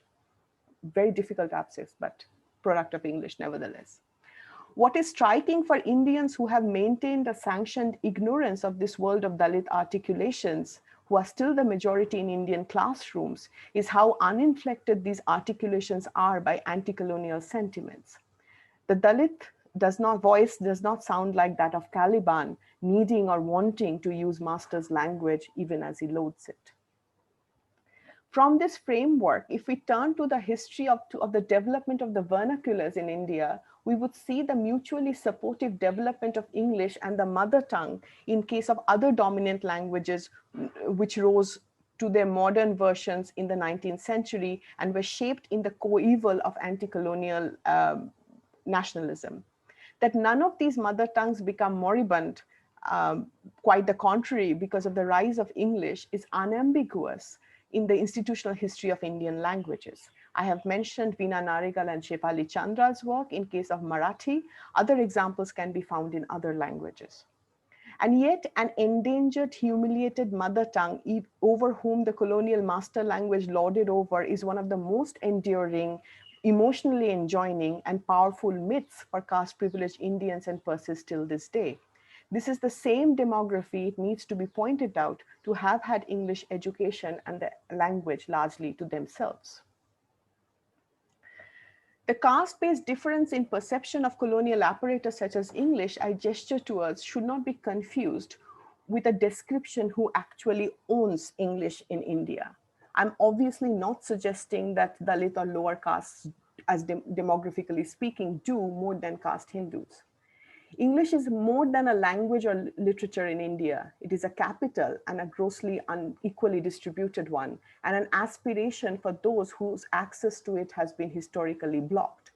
What bears pointing out, however, is the monopoly of the caste elites over English hides behind a championing of the Indian vernaculars.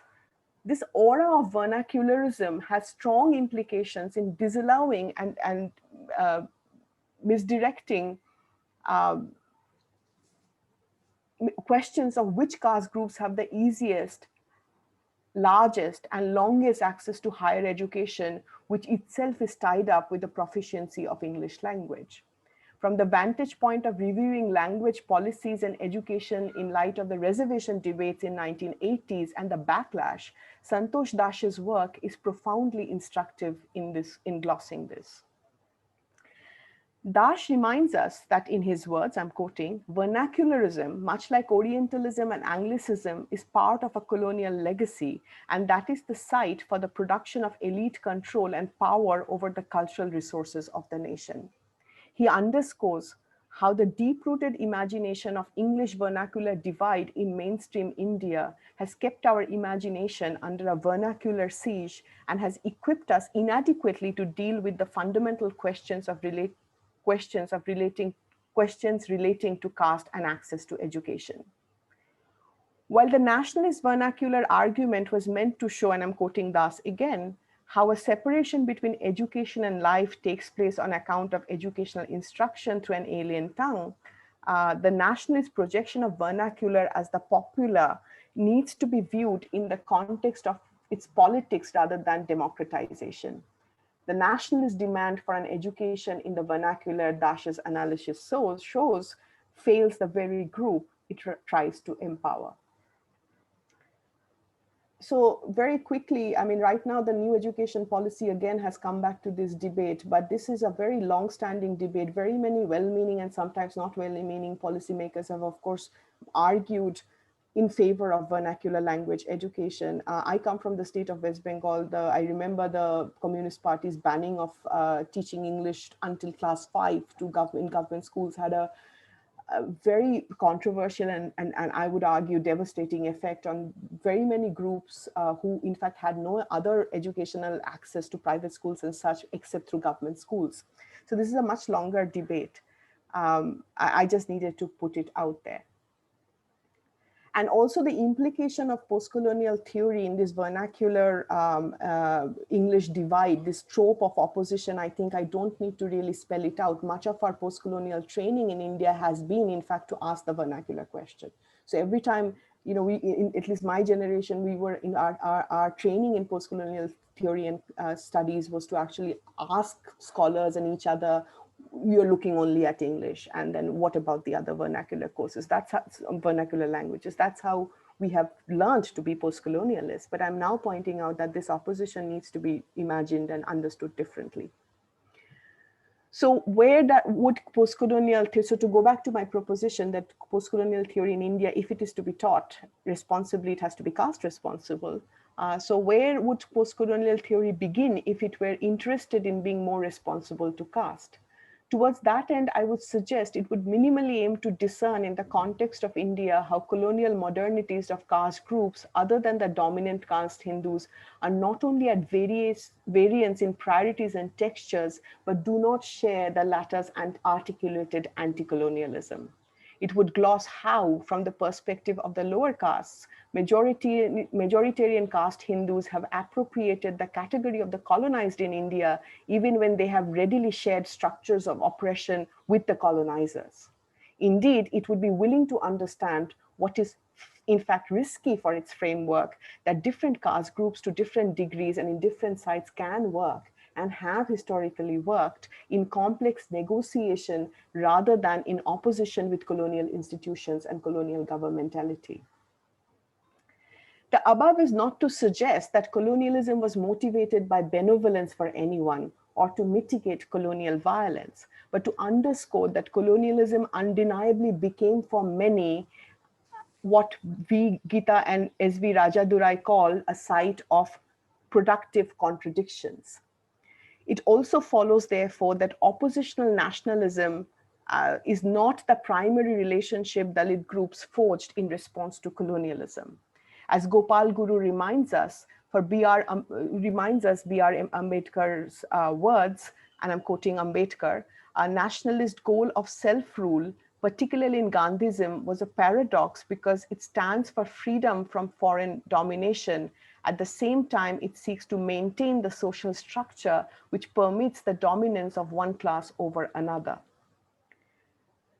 That was actually Gopal Guru quoting Ambedkar. I think I said it was, and these are Ambedkar's words, but quoted by Gopal Guru.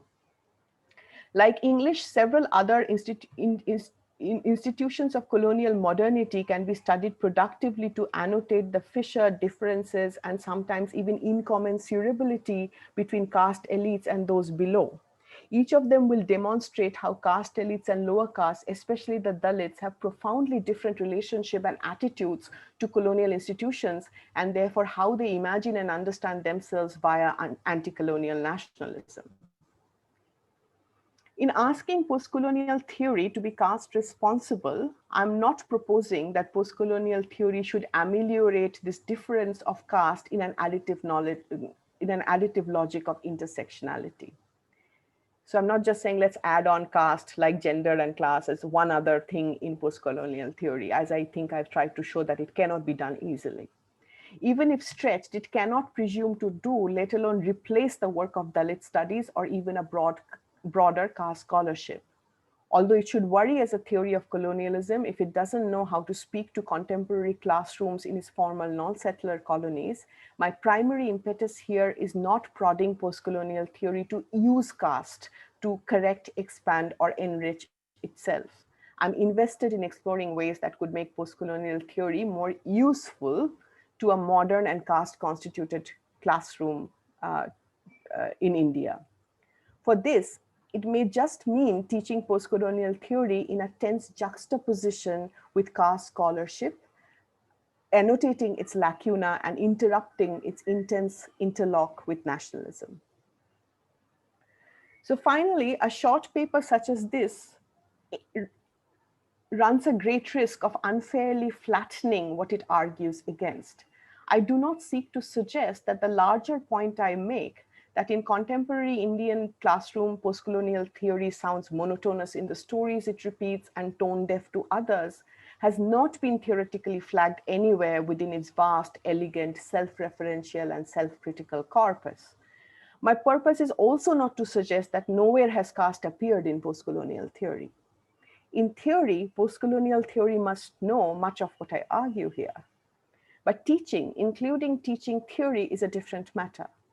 In a classroom, a field is constituted by its broad political thrusts in a classroom, a field is constituted by the broad political thrusts of its mainstream as much as its fine scholarly nuances. It is tremendously significant in this regard that the insights I have presented here come from the space of the pedagogic, and it is the pedagogic location I would submit that is best suited to test the case I make here. Thank you. Thank you very much, Paulomi. You dealt with post-colonial theory as a very, your warm cup of tea. You were, so comfortable with it. That is how I was feeling. But actually, I'm itching for a cup of tea. You dealt with caste and the challenge of caste, as you put it very succinctly. And indeed, I like this statement that you made. I tried to write it down. Maybe I'm a little wrong. We are perpetrators of colonial violence.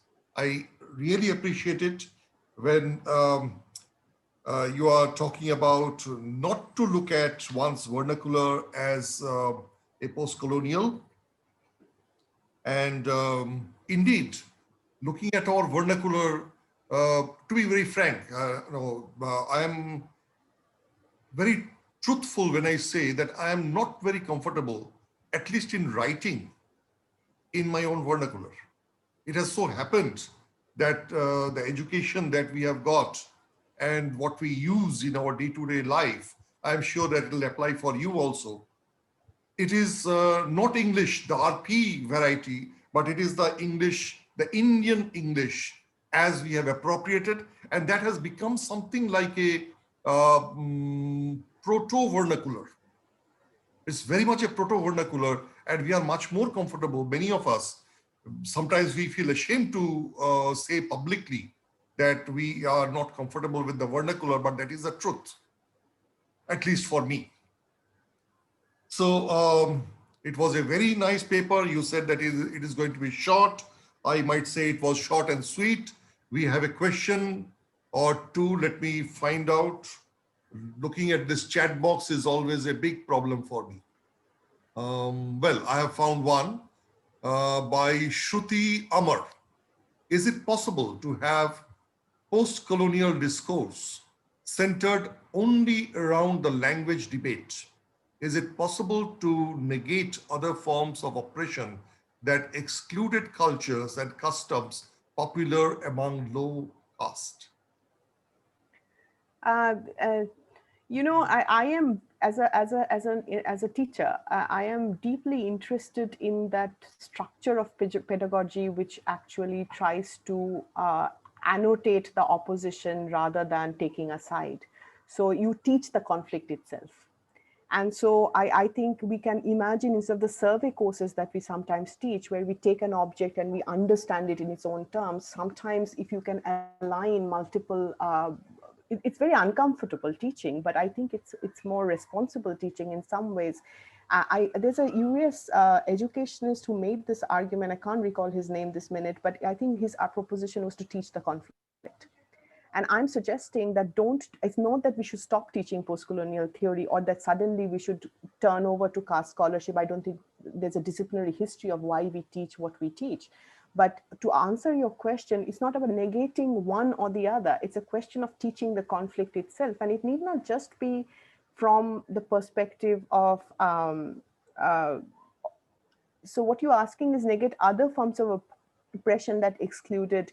So yeah, I mean, you can take any of these positions. I particularly think that caste is very difficult within the post-colonial theory, not just as a case study or as a simple addition to the logic. If you structurally engage with what caste does, as I was trying to suggest, that there's a challenge to the framework of post-colonial theory. It's because caste studies or caste scholarship doesn't direct you to anti-colonial nationalism.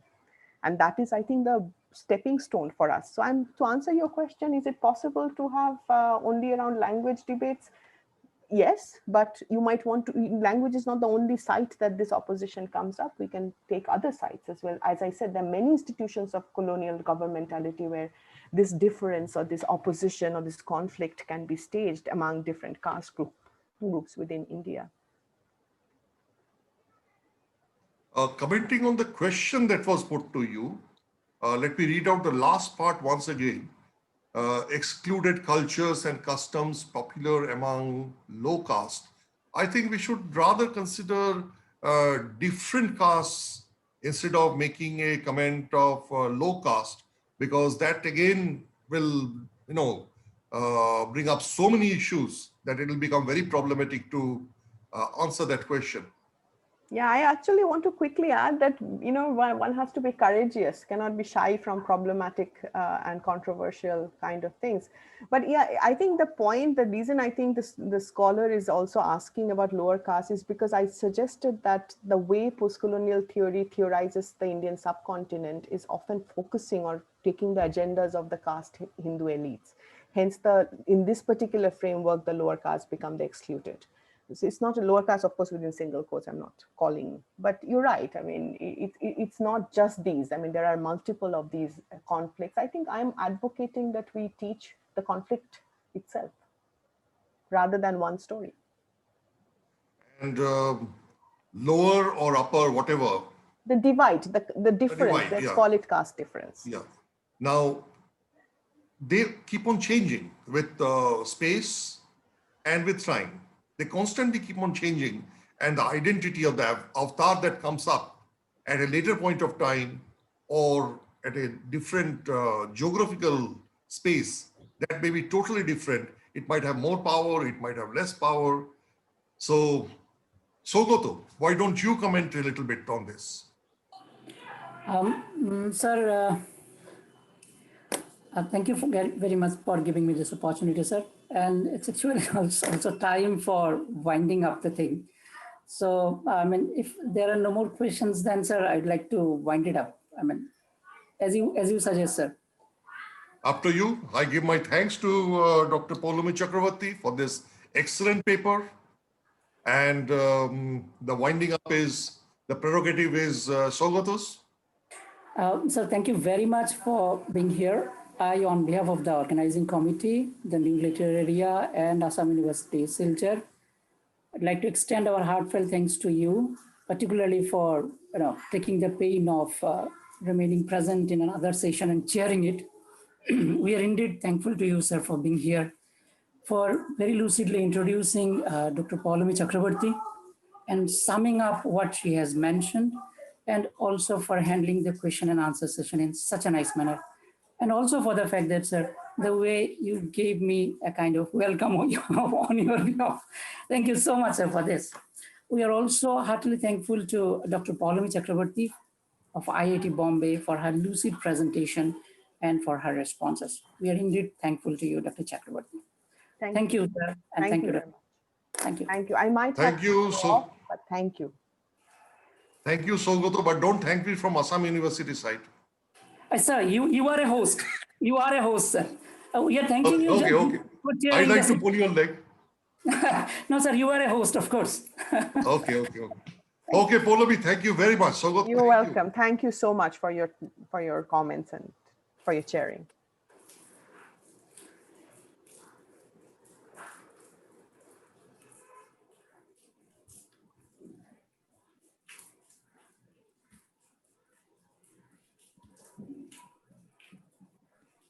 We'll now move on to the next session. Yeah.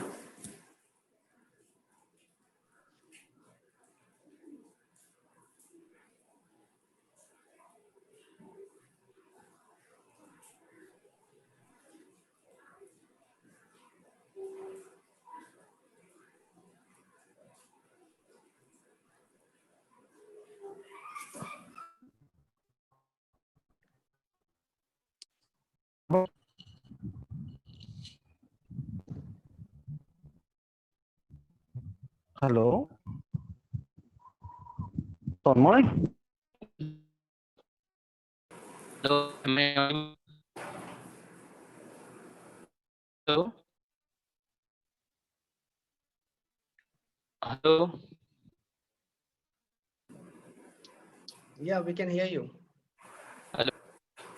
Okay, so this is Devdulal Banerjee, and on behalf of the organizing committee of this 3-day international conference on rethinking the post-colonial texts and contexts, arranged by New Literaria Journal in collaboration with Assam University, Assam. We cordially welcome you all to this session. So this is the second day of this e-conference, and there, as we know,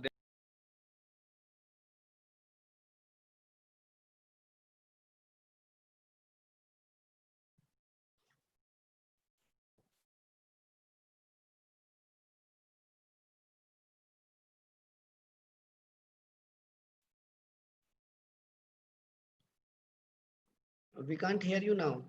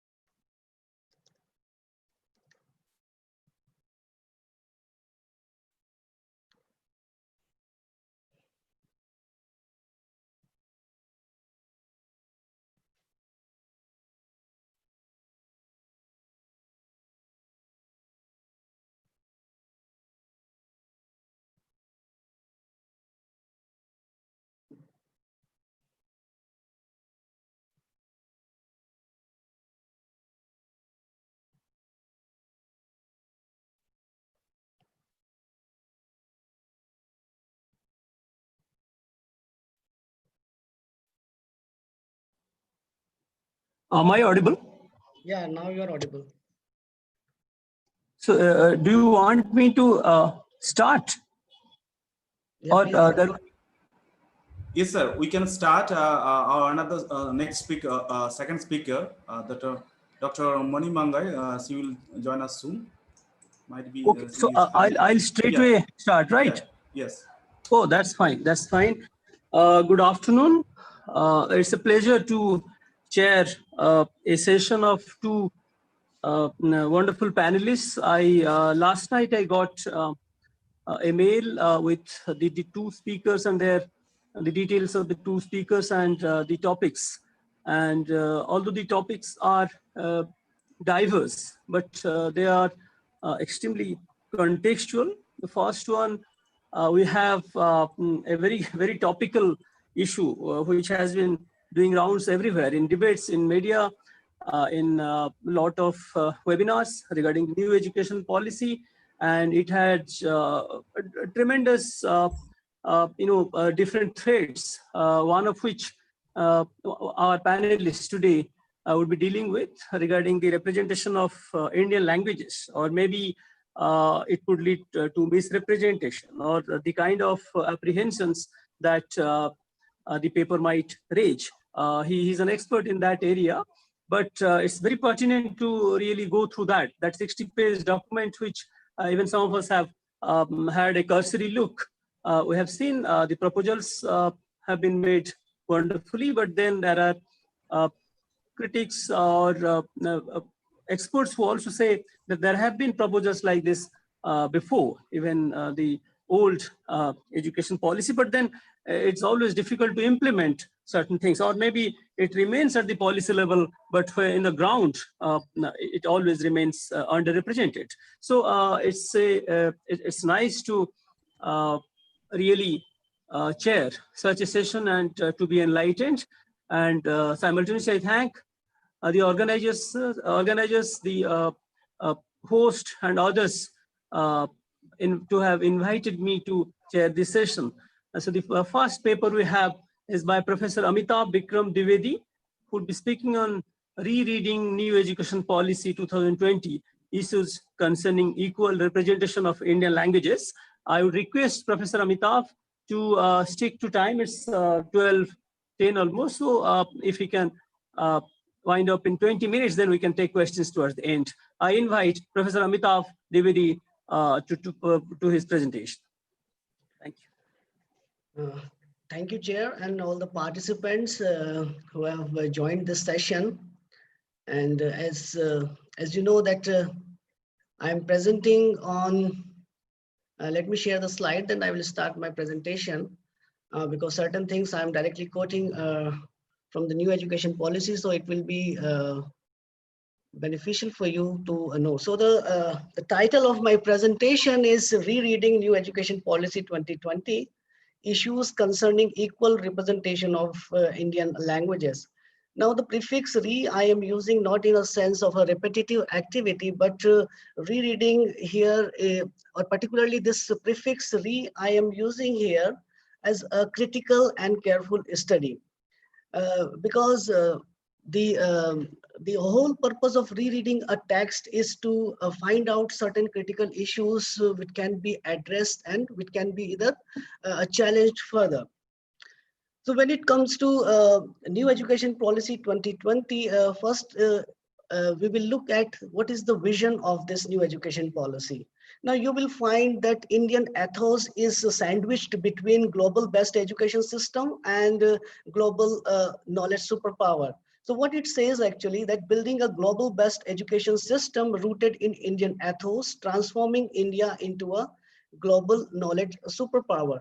So I look at that the new education policy wants to stop the institutionalized marginalization of Indian languages. And what do I mean by this institutionalized marginalization? I will give you examples from my personal anecdotes that until recently, my wife was telling me that why don't you talk to our daughter in English language? She'll be more confident. Now I'm a Hindi speaker, my mother tongue is Hindi, and my daughter is 5-year-old and she is quite proficient in Hindi language. But still my wife, she argues and claims that if she knows English language, then she'll be more confident. So now this marginalization of Indian languages is deep rooted in the psyche of not my wife, but most of the parents and most of the people living in India. Uh, because I find other parents as well that they talk to their children in English language because they know the importance of English language, and they know that English has a colonial linguistic superiority when we compare it with other Indian languages. But when it comes to the vision of New Indian policy, then New Indian policy is based on the situated knowledge. And what is this situated knowledge? That it gives centrality to the experience of people within a system. So the thing is, like the focus is on Indian languages so that that experience must come out. And speaking of alternate systems of learning, so we are just not focusing on one linguistic superiority once we only look at this vision, but we are talking about how we can make Indian languages a comeback from the margin to the center, or in a way the speaker will also gain an agency. Now, coming to the same vision, and other view is like we can see a bottom-up approach when we read this vision. And we can say that instead of an authoritarian top-down system of disseminating true knowledge, and true knowledge is only in one language, that is the notion, without accounting for the audience, recipients, and their experiences, this emphasis on situated knowledge pays more attention to how different communities respond. I want to give you another example, almost 15 years back when I was a student at Jawaharlal Nehru University, and I was a student of linguistics, and there was one other guy who was from the history department, and that boy was from the Hindi belt, and he was not proficient in English language. So for that particular reason, the concession he got, and he was an MPhil candidate during that time. The concession he got from his teachers that, okay, for first semester, we can tolerate your Hindi or native language, but from second semester onwards, you need to write all your answers in English language. And what happened? And because of that pressure, like for first semester, he somehow managed to write all his answer very argumentatively in his mother tongue. But when he reached in the second semester, he couldn't perform, and then he had to drop out. So this is and then again, like after 1 year, he did some coaching for separately for English language, and he was a student of history. So now this is the scenario, like we need to free our higher education system from this linguistic superiority that, okay, once you are the part of higher education, then you must write your answers, you must communicate things in English language. If you don't know, then you are not welcome. So this vision also focuses on this, that, okay, rooted in Indian ethos, and there is a comeback of Indian languages from the margin to the center. So it promises like this. So I'm again quoting the new education policy, and there are various principles mentioned, and particularly the 9th fundamental principle is important. The new education policy 2020 is guided by 21 fundamental principles, out of which 9th principle states that in order to facilitate teaching and learning, multilingualism and the power of language are to be utilized. This multilingualism and the power of language, they are the exact the words they have used, and under it, like lots of documentation is there. So when we look at multilingualism, then there is a scientific basis as well, because we find that there is an applied linguist, Cook, who calls multilinguals are multi-competent. So in a way, like multilingual is appreciated, and if you are multilingual, then you are multi-competent and you are very creative. Also, it is supported by the educationalist Henry Giroux, A Theory of Education, where he states that multicultural classrooms are seen as vital to the dissemination of ways of knowing of cultural differences in perception that revitalize text and open up new ways of interpretation. So multiple meaningfulness is associated with the multicultural and multilingual classroom. So in a way, like this education policy is not like purely theoretical, but it is like very much supported by scientific basis and what the Western educationalists, what they believe as well. Now, like there is a focus, there is a emphasis and focus on bilingual methods and translation methods as well, and bilingualism is supported. But overall aim of this bilingualism or multilingualism is to give agency to the learner. And what it says that wherever possible, the medium of instructional until at least grade 5, but preferably till grade 8 and beyond. Since beyond is important, will be the home language / mother tongue, local language or regional language. Here we find that there is no clear-cut segregation between these languages, home, mother, local, regional, because in applied linguistics, we have different connotations associated with these languages, but here it does not make any such differences. So teachers will be encouraged to use a bilingual approach, including bilingual teaching learning material with those students whose home language may be different from the medium of instruction. So here a guideline for teachers and instructors as well, that don't communicate your discourse in only one language, but you need to state things in the language that is understood by the learner. If a learner is like more comfortable in Bengali language, in Punjabi language, or in Hindi language, then you must communicate the discourse in that language. So you need to use the mixed approach in your classroom. And as well, like as I said, like translation is also emphasized. A new education policy says that there will be new institutions for translation and interpretations. That means like lots of jobs and projects will be available in translation, because as we know that most of the books that are available in the higher education, they are in English language and they need to be translated into regional languages. So how I look at this, that the new education policy wants to create equal other and not the inferior other, if we take one language superiority. And also we know that there is a lot of distinction between acquisition and learning, and acquisition is associated with mother tongue, as we know, and this L2 is a second language that is later on learned. So that type of distinction generally we make in applied linguistics. So why I have used this thing here, because all these 4 terms, mother tongue, home language, local language, and regional language, they are used in parallel manner. So they are not very clearly defined. So this is not giving sense to this vernacular system, that what they actually want to promote. Now, when it comes to this learning and acquisition thing, then it is also supported by this Eric Laniberg critical period hypothesis, actually proposed by Penfield and Robert, which states that that there is a time window where you can acquire a language in linguistically rich environment. So it's like very much scientifically proved that in one language you are more comfortable than the other language, and in which language you are more comfortable, the language that you have acquired under that particular time frame. So before puberty and after puberty, whichsoever language you learn, you will be not that comfortable in comparison to the language that you have learned before puberty. At the same time, when it comes to multilingualism, then we find that multilingualism has a great cognitive benefits to young students. Children will be exposed to different languages early on, but the emphasis on mother language.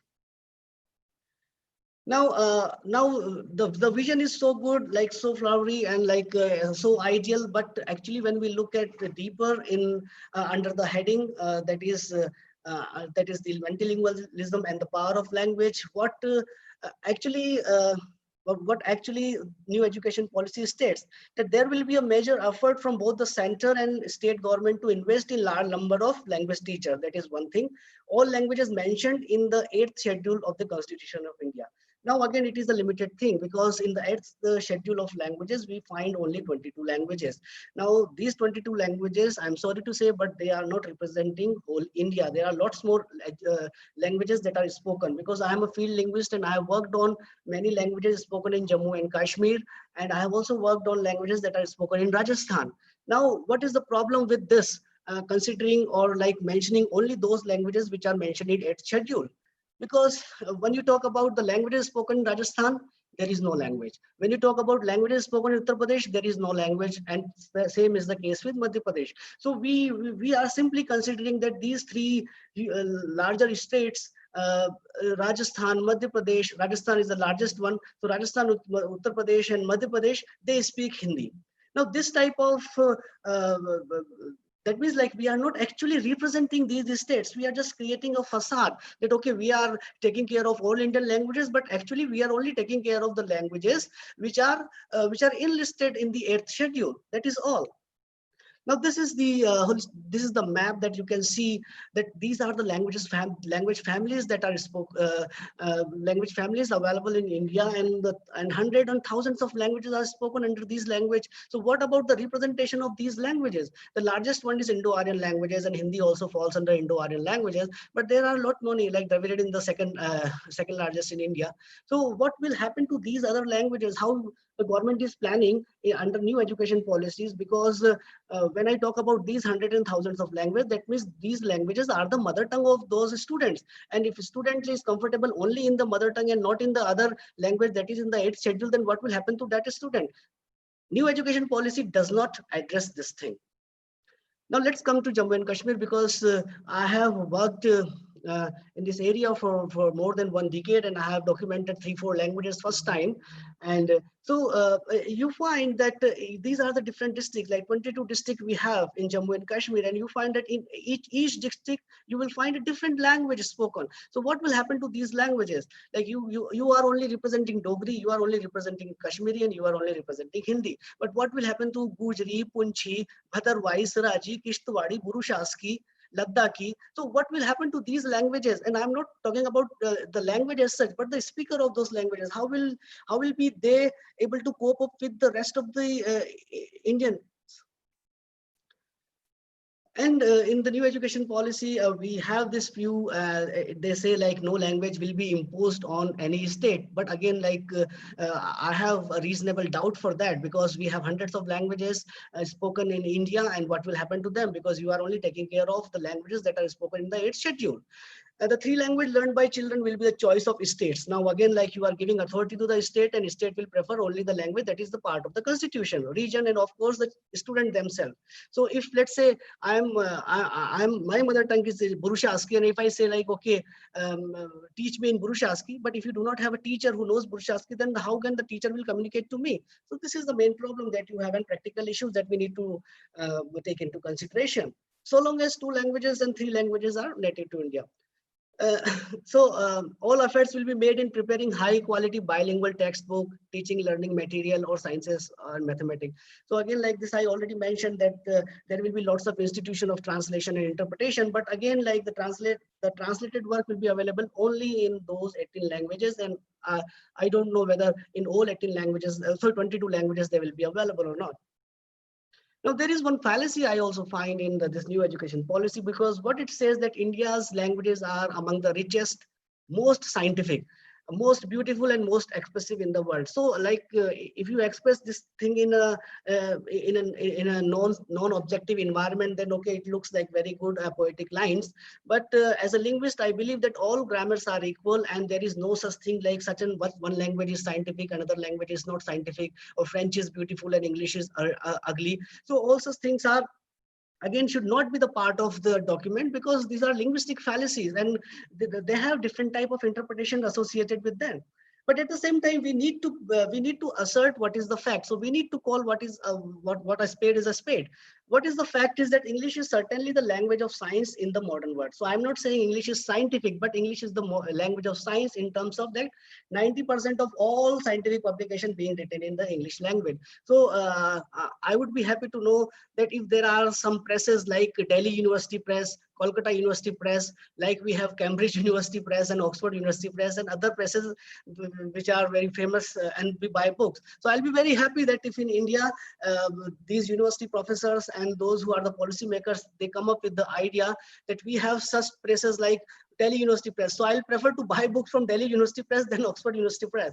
So this is again a prestige thing that is associated with language superiority, and we need to cross question why we do not have Calcutta University Press, why we do not have Delhi University Press. So other thing that is associated with this new education policy is that first time they are giving more importance to phonetics. So you need to understand the sound first, and how sounds they are scientifically arranged and alphabetical scripts, then common grammatical structure. So if you know the phonetics, the science of sound system, or the sounds, the scientific knowledge of morphology, or you have the scientific knowledge how syntax is constructed, then you can apply that thing to other things as well. And more emphasis on etymology of Sanskrit and other classical languages, because as the term vodka, now vodka, we know that it's a Russian word, but basically this word has been derived from Sanskrit udaka. And what is the meaning of udaka? Udaka means water, something that is colorless and tasteless. Similarly, pitra we have in Sanskrit, and pater we have in Latin. So this type of etymology is also necessary. So the student, they know that, okay, most of the words from our languages, they are now the part of European languages, and our languages are no way inferior. Then it also talks about that we need to establish a Sanskrit knowledge system. When it comes to knowledge system, then it includes everything that is available in the text. And not only the Sanskrit knowledge system is going to be emphasized, but there are other classical languages like Tamil, Arabic, Persian. So lots of other languages, they are also emphasized, and students, they are encouraged to read those literature of the classical languages. So we can consider if only Sanskrit is emphasized, then we can cross question, is it an example of universalism, or if this type of universalism you want to create? So you want to create English superiority with Sanskrit superiority? That is again a question that you want to, you can raise. Or is it an effort to revitalize subjectivities which are associated with specific classical languages that we have? So other classical languages and European languages which will be the part of this system and domain, they will be like Sanskrit, Tamil, Telugu, Kannada, Malayalam, Odia, Pali, Persian, and Prakrit. And more important is the onus is on the teacher, and it is emphasized that experiential and innovative approaches are to be used in the classroom, supported with bilingualism that we have. And in addition to high quality offerings, Indian languages, English, foreign languages, Korean, Japanese, Thai, all such languages are also, they will become the part of the secondary level education that we have. So these are the various issues I have discussed, and I hope I have made sense, and I have provided you a bird eye view of what new education policy talks about, what are the things that are good in new education policies, and what are the things which can be challenged and which should not be there. So this is from my side. Thank you for listening to me. Thank you, Chair. Thank you, Professor Amitav. You have made it very crisp, and you have exactly made the time. And I'm so happy for a very precise yet, I must say, in-depth presentation. And I can see that you started with talking about this policy almost envisages how to see a global knowledge superpower, I mean, in India itself.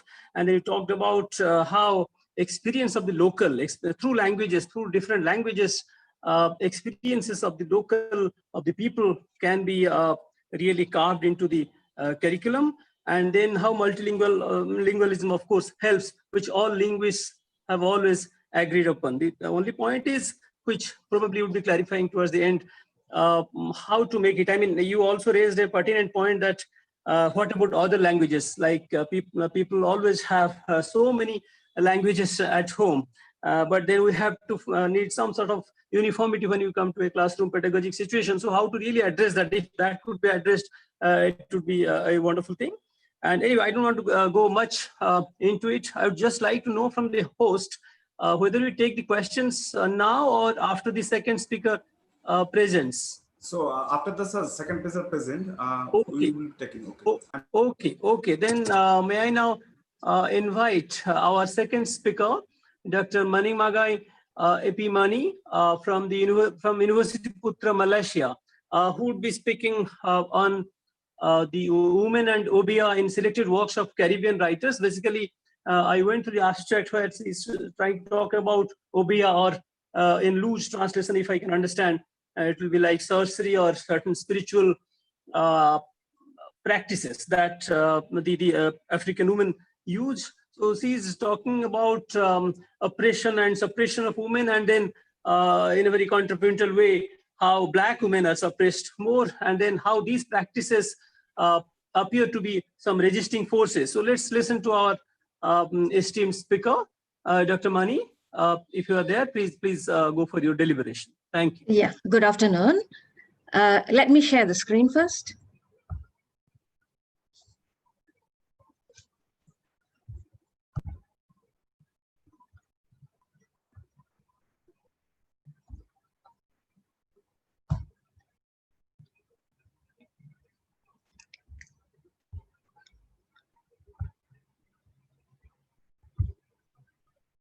Okay. All right. Good afternoon, everyone. Let's move from language to literature now. All right.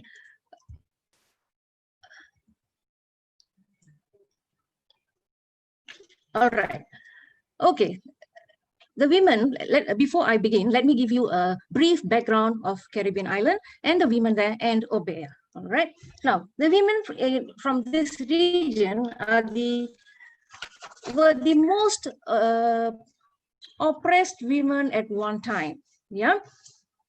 And most of the Blacks living in the Caribbean today are the descendants of the Blacks who were brought in from Africa as slaves from the year 1500s to 1800s. Now, when Christopher Columbus stumbled upon these Caribbean islands, the inhabitants were, yeah, this is the Caribbean, the inhabitants were Amerindians, who belong to the, whom we call or address them as the Caribs, Arawaks, and Tainos. Yeah. At present, the people in these islands are predominantly Black, and there are at least 28 island nations and more than 7,000 individual islands in the Caribbean. Now, in the beginning, the population in the Caribbean was estimated to be about 750,000. That was before the European contact. But after the coming of European, the contact and social disruption and the epidemic diseases like smallpox, measles, and so on, it led to a decline in the Amerindian population. Now, ladies and gentlemen, these are the Arawaks. Now, the colonizers started cultivating sugarcane in this region, and they needed cheap labor to cultivate this sugarcane.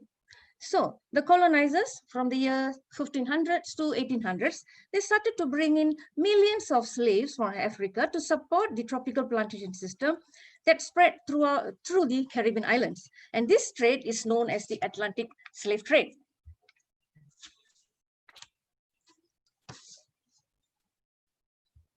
Okay, now this is the slave voyage here.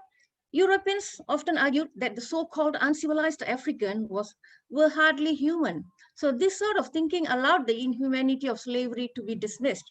Therefore, Africa seemed to be the obvious place to go for cheap labor for these sugar plantations.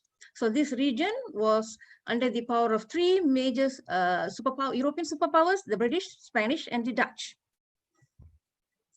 Now, this slide shows the number of slaves imported. So to the British Caribbean, there were almost 263,000 plus, yeah, then Dutch Caribbean and French Caribbean. Okay, Dunn, a researcher, often said that the story of sugar was not all sweetness.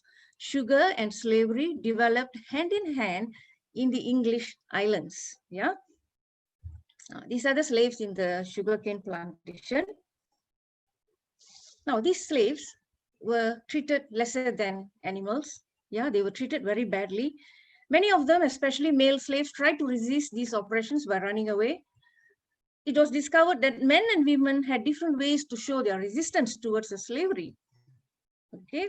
For example, male slaves tend to slow their pace while working, even though they knew they will be beaten by their masters. Some of them pretended to be ill in order to escape from doing their job in the plantation. The Black women endured the worst treatment as slaves. They had to work from dawn to dusk. Sometimes they had to work under the moonlight.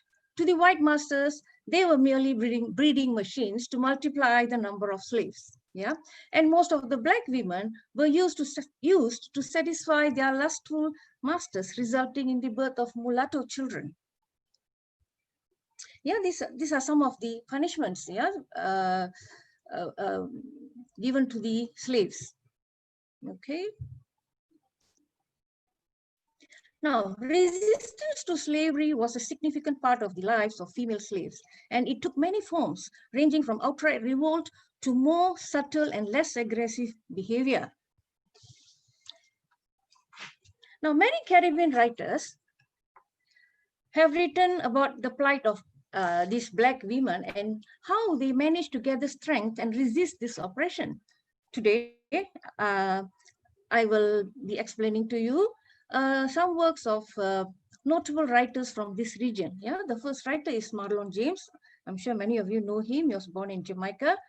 His famous books are John Crow's Devil, The Book of Night Women, A Brief History of 7 Killings, yeah, which he received Man Booker Prize. Yeah, this is the Book of Night Women. The second author here is Carol Phillips. Okay, he was born in St. Kitts, one of the Leeward Islands in the Eastern Caribbean. Some of his famous books are The Final Passage, Higher Ground, Cambridge, Crossing the River, and Dancing in the Dark. Now, the works produced by these Caribbean writers bear similarities in depicting female characters.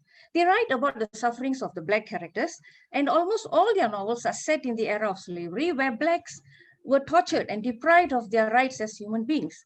And being slaves, they were treated very badly.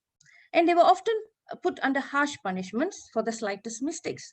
So they were not allowed to have family relationships, and women were often separated from their children and their loved ones. So when we read these novels set in the period of slavery, on the surface level, it will look as though these writers are putting forward the plight of these enslaved women. But a deeper reading will show that these writers are actually trying to restructure the power of these female Black slaves. Yeah, so they show that these Black women resisted the oppression using obeah. So that is what we are going to see today. So, ladies and gentlemen, the Blacks did not totally abandon their culture and knowledge when they were brought in as slaves into the Caribbean islands. Unknown to their captors, they took their gods with them. Though the colonizers merely looked at them as animals, some of the Black women had some knowledge in obeah. Okay, what is obeah? Now obeah is a system of spiritual and healing practices developed among the enslaved West Africans in West Indies. So it is difficult to define, as it is not a single unified set of practices. The word obeah was historically not often used to describe one's own practices. So some of the components of obeah, one of it is voodoo. Okay, wu means introspection, do means the unknown. So although the possession is said to be 9/10 of the law, and the Catholic religion claims 85% faith, this is not always what it seems, not even with syncretism. Now, voodoo has spread, and various brands have taken hold on other islands, and other deities have drifted in from nearest parts of South America. The next one is Baron Samedi. It was brought to Haiti in the 17th and 18th centuries. Believed that when they died, Baron Samedi would gather them from their grave and to bring them to heaven. All right. And the next one is Santeria. Okay, this is a voodoo doll. Yeah. Now, black magic was a form of cultural resistance which represented the obeah. Obeah was a shape of African-based religious practice, which was essentially found in the British West Indies. Yeah, so it includes magic spells and the belief of the talisman, amulet, and it is believed that obeah women were able to contact with spirits and supernatural things which are at their conduct, and it will cause bad or good for the living things. So, how did these women use obeah to resist the oppression cast upon them by the colonizers? Yeah. Okay, Hart says, man is an animal, yeah, as well as a rational being. He is characterized by an inner tension between reasonableness, that intemperate desire between reason as the teacher of humility and charity, and reason as the tool of pride and avarice. In resolving this tension, he may choose the noblest or the most degrading cause. So here we will see how these women decided to choose the most degrading cause to resist the oppression cast upon them by the colonizers. Okay, first, they use obeah as black magic to instill fear. Now, the blacks practiced obeah as black magic and other African ancestral beliefs as a subtle form of resistance. Now, Marlon James highlights how these practices are used to frighten people. It is also known as Mial and Omulu. By practicing them, the blacks are able to retain their culture, though distorted, without conforming to the master's culture. Both the blacks and whites fear when the word obeah is mentioned.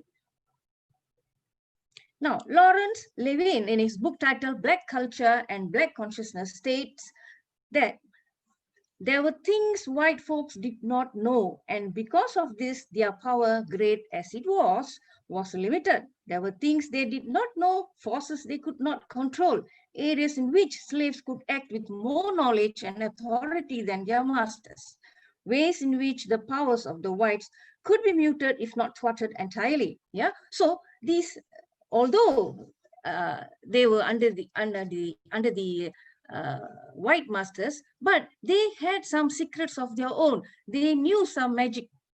Okay. Now, in the Book of Night Women, yeah, obeah is widely used by the black slaves. Obeah in the form of Sasa Bonsam is used by a character named Circe, which she sends it to Lilith. And here James reveals the following to the readers. You see, he says, Sasa Bonsam comes straight from the Africa, not in the chains, but by free will, and make him home wherever there be most misery. Now, Sasa Bonsam live in the cotton tree and give any man him time if have a guinea, and so on. Yeah. So the blacks in the Caribbean, especially Jamaica, were able to retain their culture by instilling a subtle fear among the white people, though they were enslaved. So obeah is believed to be deadly, okay, where the cook in this novel, her name is Homer, she will relate it to Lilith, how a black woman bled to death.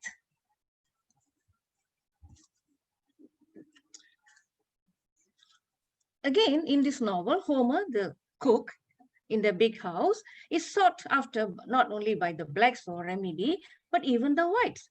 Homer, who possesses all this knowledge in obeah, managed to retain the African culture and at the same time resisted the master's culture by instilling subtle fear in the white society as well as the black. And this is how Marlon James restructures the power of the black women here. On the other hand, Carol Phillips also highlights the use of obeah in his novels. For example, in the novel Cambridge, he shows how Christina, one of the slave women, is portrayed as an obeah woman. Okay, he states here, one skilled in obeah is able to both deliver persons to and retrieve them from the clutches of their enemies. So he points out how this woman, Christina, is feared by everyone, and she even shares the table with the dining table with the master, and the master dare not ask her to leave the table. Now, secondly, obeah is used to resist reproduction. Now, as I told you earlier, the black women were used as the vessel for reproduction because the slave masters wanted to multiply their slaves. Yeah, so Afro-Caribbean writers like Carol Phillips and Marlon James also show that black women are in power when they exercise their knowledge on medicine and herbs. Now, since these women were often raped and impregnated sometimes by black men whose role is as mere studs in order to multiply the number of slaves, these women have the knowledge of, those who have the knowledge of obeah, they eat herbs to avoid unwanted pregnancies.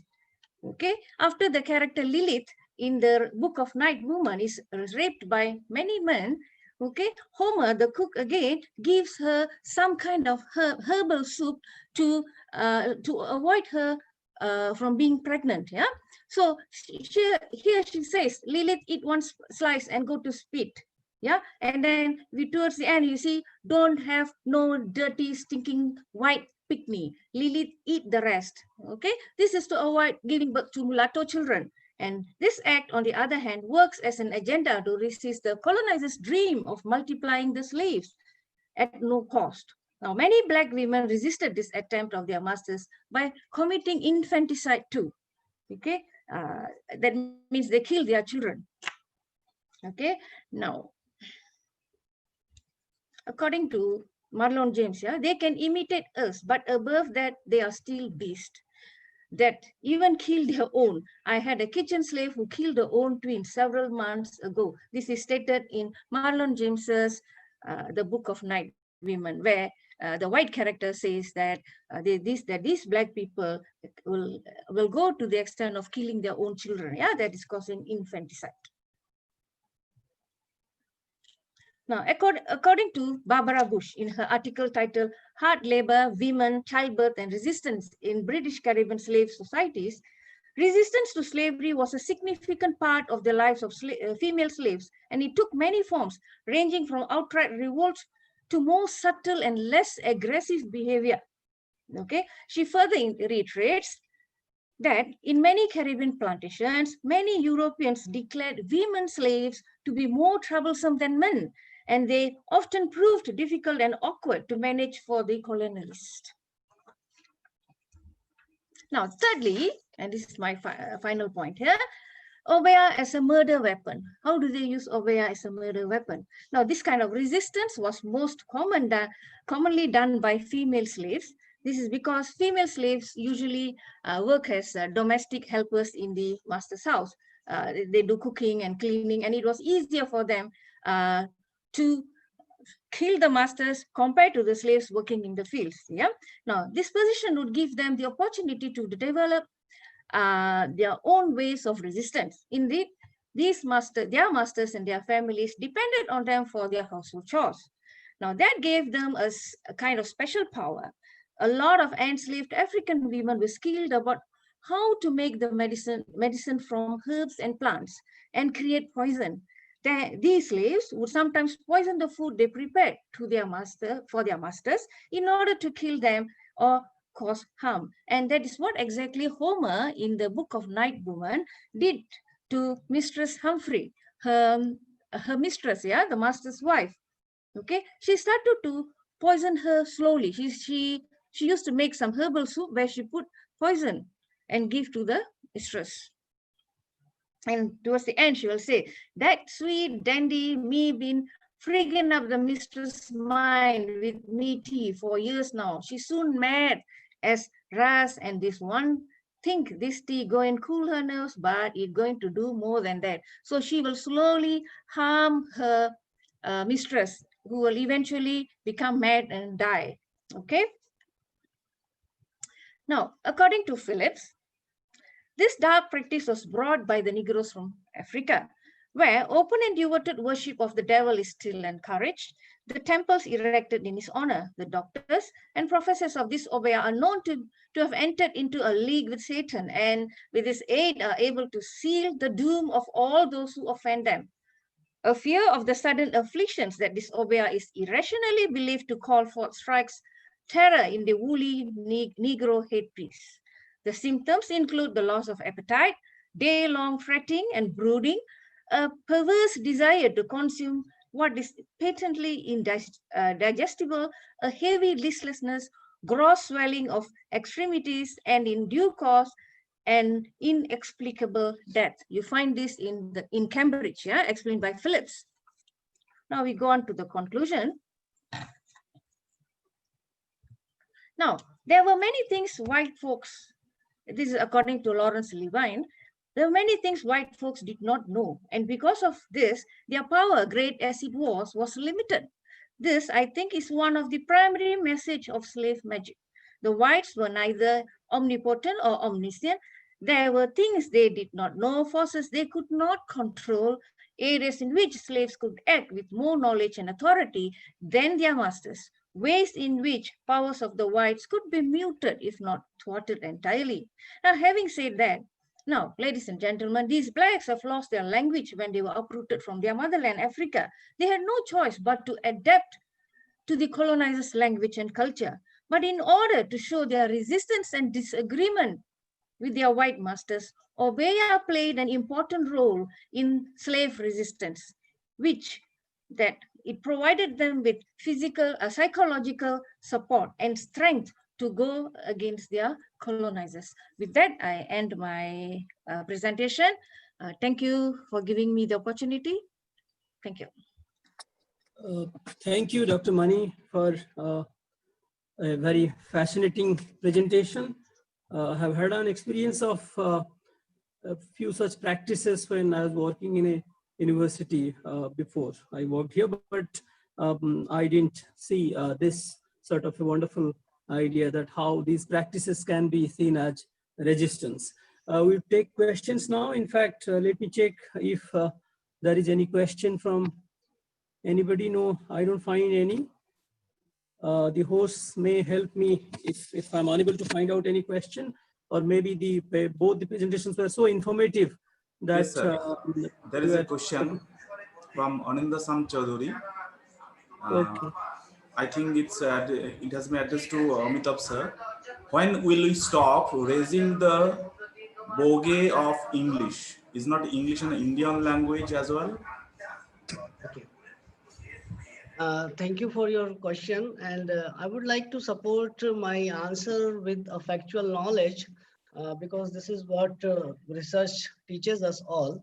So if you go to BBC website today and you will find that how many people actually speak English in India, then they are only 10%. But this is not the important information that I want to raise, and that was not the purpose of my presentation to raise the 10% people, they speak only English in India. But most importantly, the thing is, another thing on the same website you will find, there is a quotation, my family mates spends a third of her monthly salary to send her child to a school run by Catholic priest. That was the point I wanted to make, that why someone is spending 1/3 of his or her salary to send a child to only learn English language. That was the point I was actually making. And even if like 10% population of entire India, they speak English, but on the death of most of the Indian languages, that should not be appreciated. And this thing will only change when we treat English as only a language and not a superior language. And how this will happen? When we will promote all Indian languages and bring them back from margin to center. This is actually the word Indian ethos represents in the vision of New Education Policy 2020. I hope I have answered your question.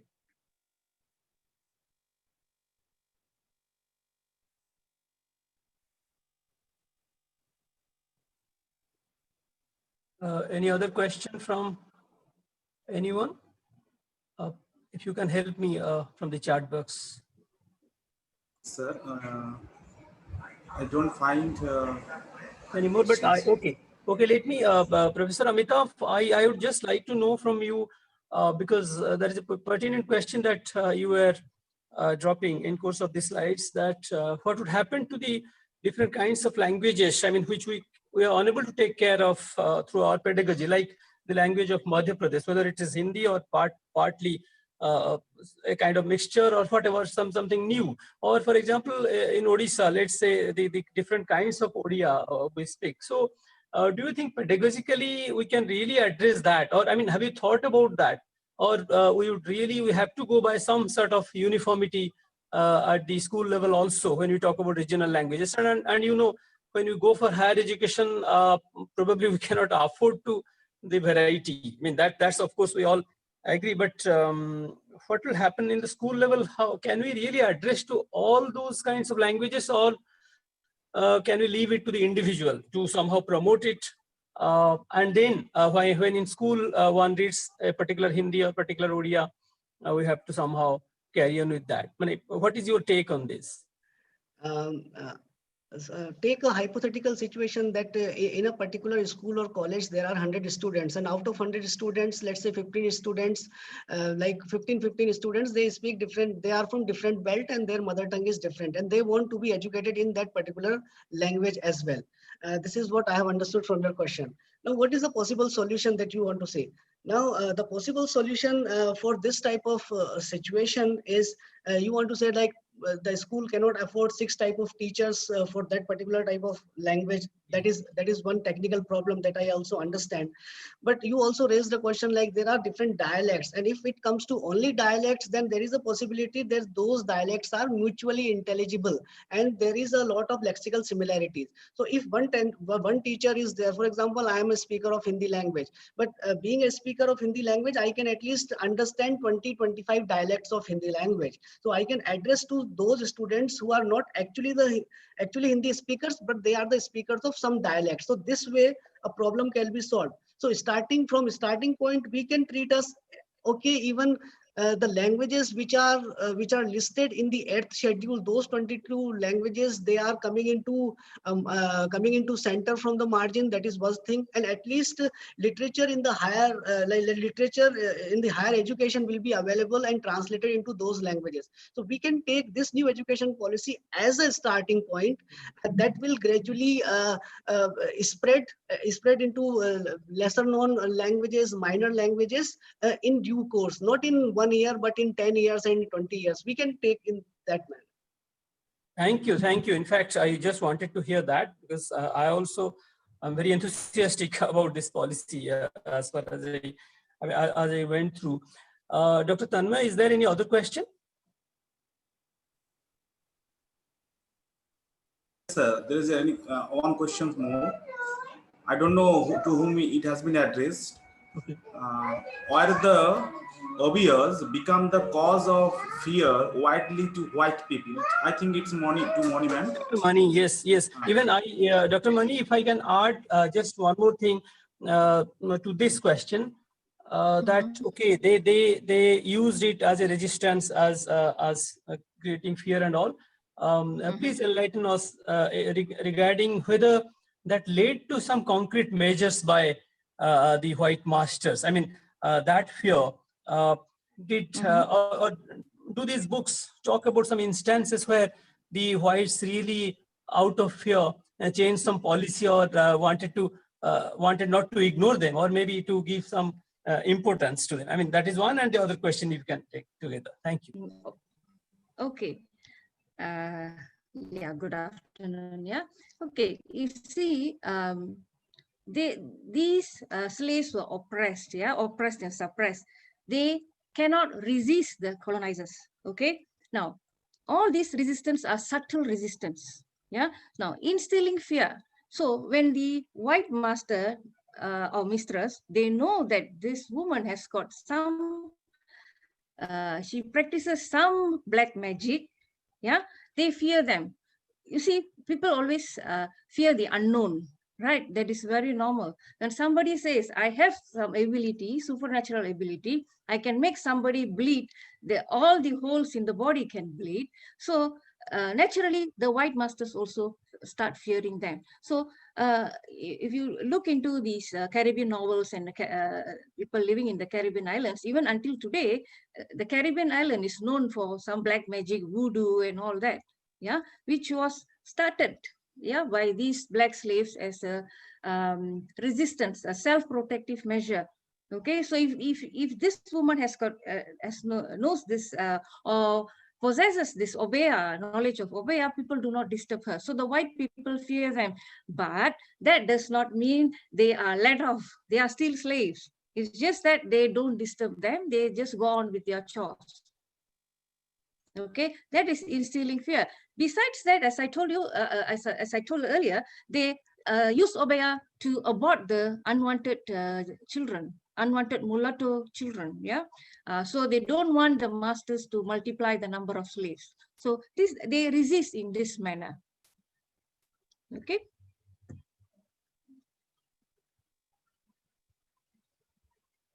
I cannot hear you. Please unmute yourself. Chair, please unmute yourself. Oh, sorry. Yeah, no, if you can take the other question, Dr. Mani, from the participant. Maybe my question made you forget that. I'm sorry for that. If Dr. Tanmay can read out the question once again. Yes, sir. It's another question. Two questions, I think. Okay. How do you see the use of English as a link language in the context of NEP 2020?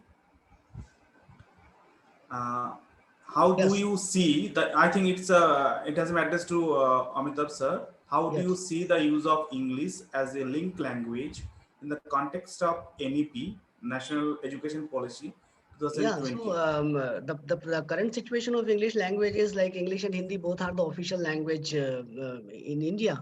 And I don't think like there is any danger on English language. English will enjoy the same status like for many years. And I also do not want the replacement of English language. I never said that I want to replace English. I simply want to change this outlook that English is something a superior language and the other Indian languages are marginalized. That is really problematic. Otherwise, I do not want any replacement of English language. I never said that. I simply want that there must be a change in the perspective that English is not a language of knowledge. English is not a superior language. It is only a language like all the other languages that are spoken in India, and all other Indian languages which are marginalized should come into the center. This is my point, and English will definitely enjoy it. So there is no problem if you are an English speaker, then nothing will happen to your job and any other things, and lots more jobs will be available in translation and interpretation even. So don't worry about that there will be a danger on English language. Don't worry about that.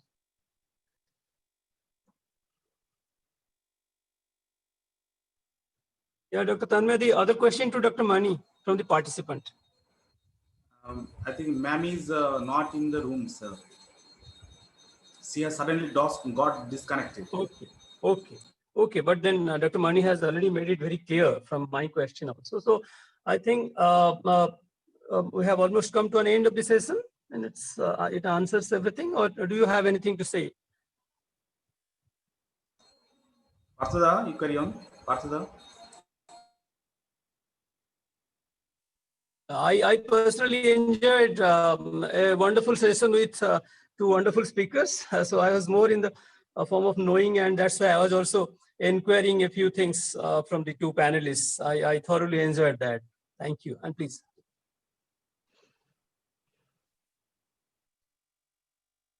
I'd like to request you for a couple of minutes to as our host, Devdul Banerjee was unable to introduce you. So though it was customary on our part to introduce our chair at the beginning of the session, so I like to introduce you in these few words, though it's we are at the end of the session.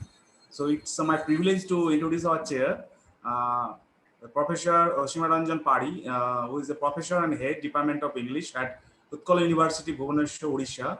Prior to it, he was a professor of English and Dean, Faculty of Language at Rajiv Gandhi University, Arunachal Pradesh.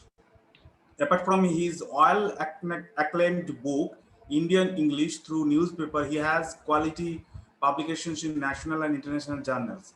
So thank you, sir, for being with us to chat the session. And we are privileged. It's our pleasure that you kindly consented to chair the session. And I also thank our speaker, resource person, Amitabh Bikram Dividishar, that he has consented to my request, and Professor Moni ma'am, she has just recently joined. So thank you all. Thank you very much for being with us, and that you have responded to our request to make the seminar a grand success. Okay, so we'll take our leave and we will end the session here. Thank you all. Thank you.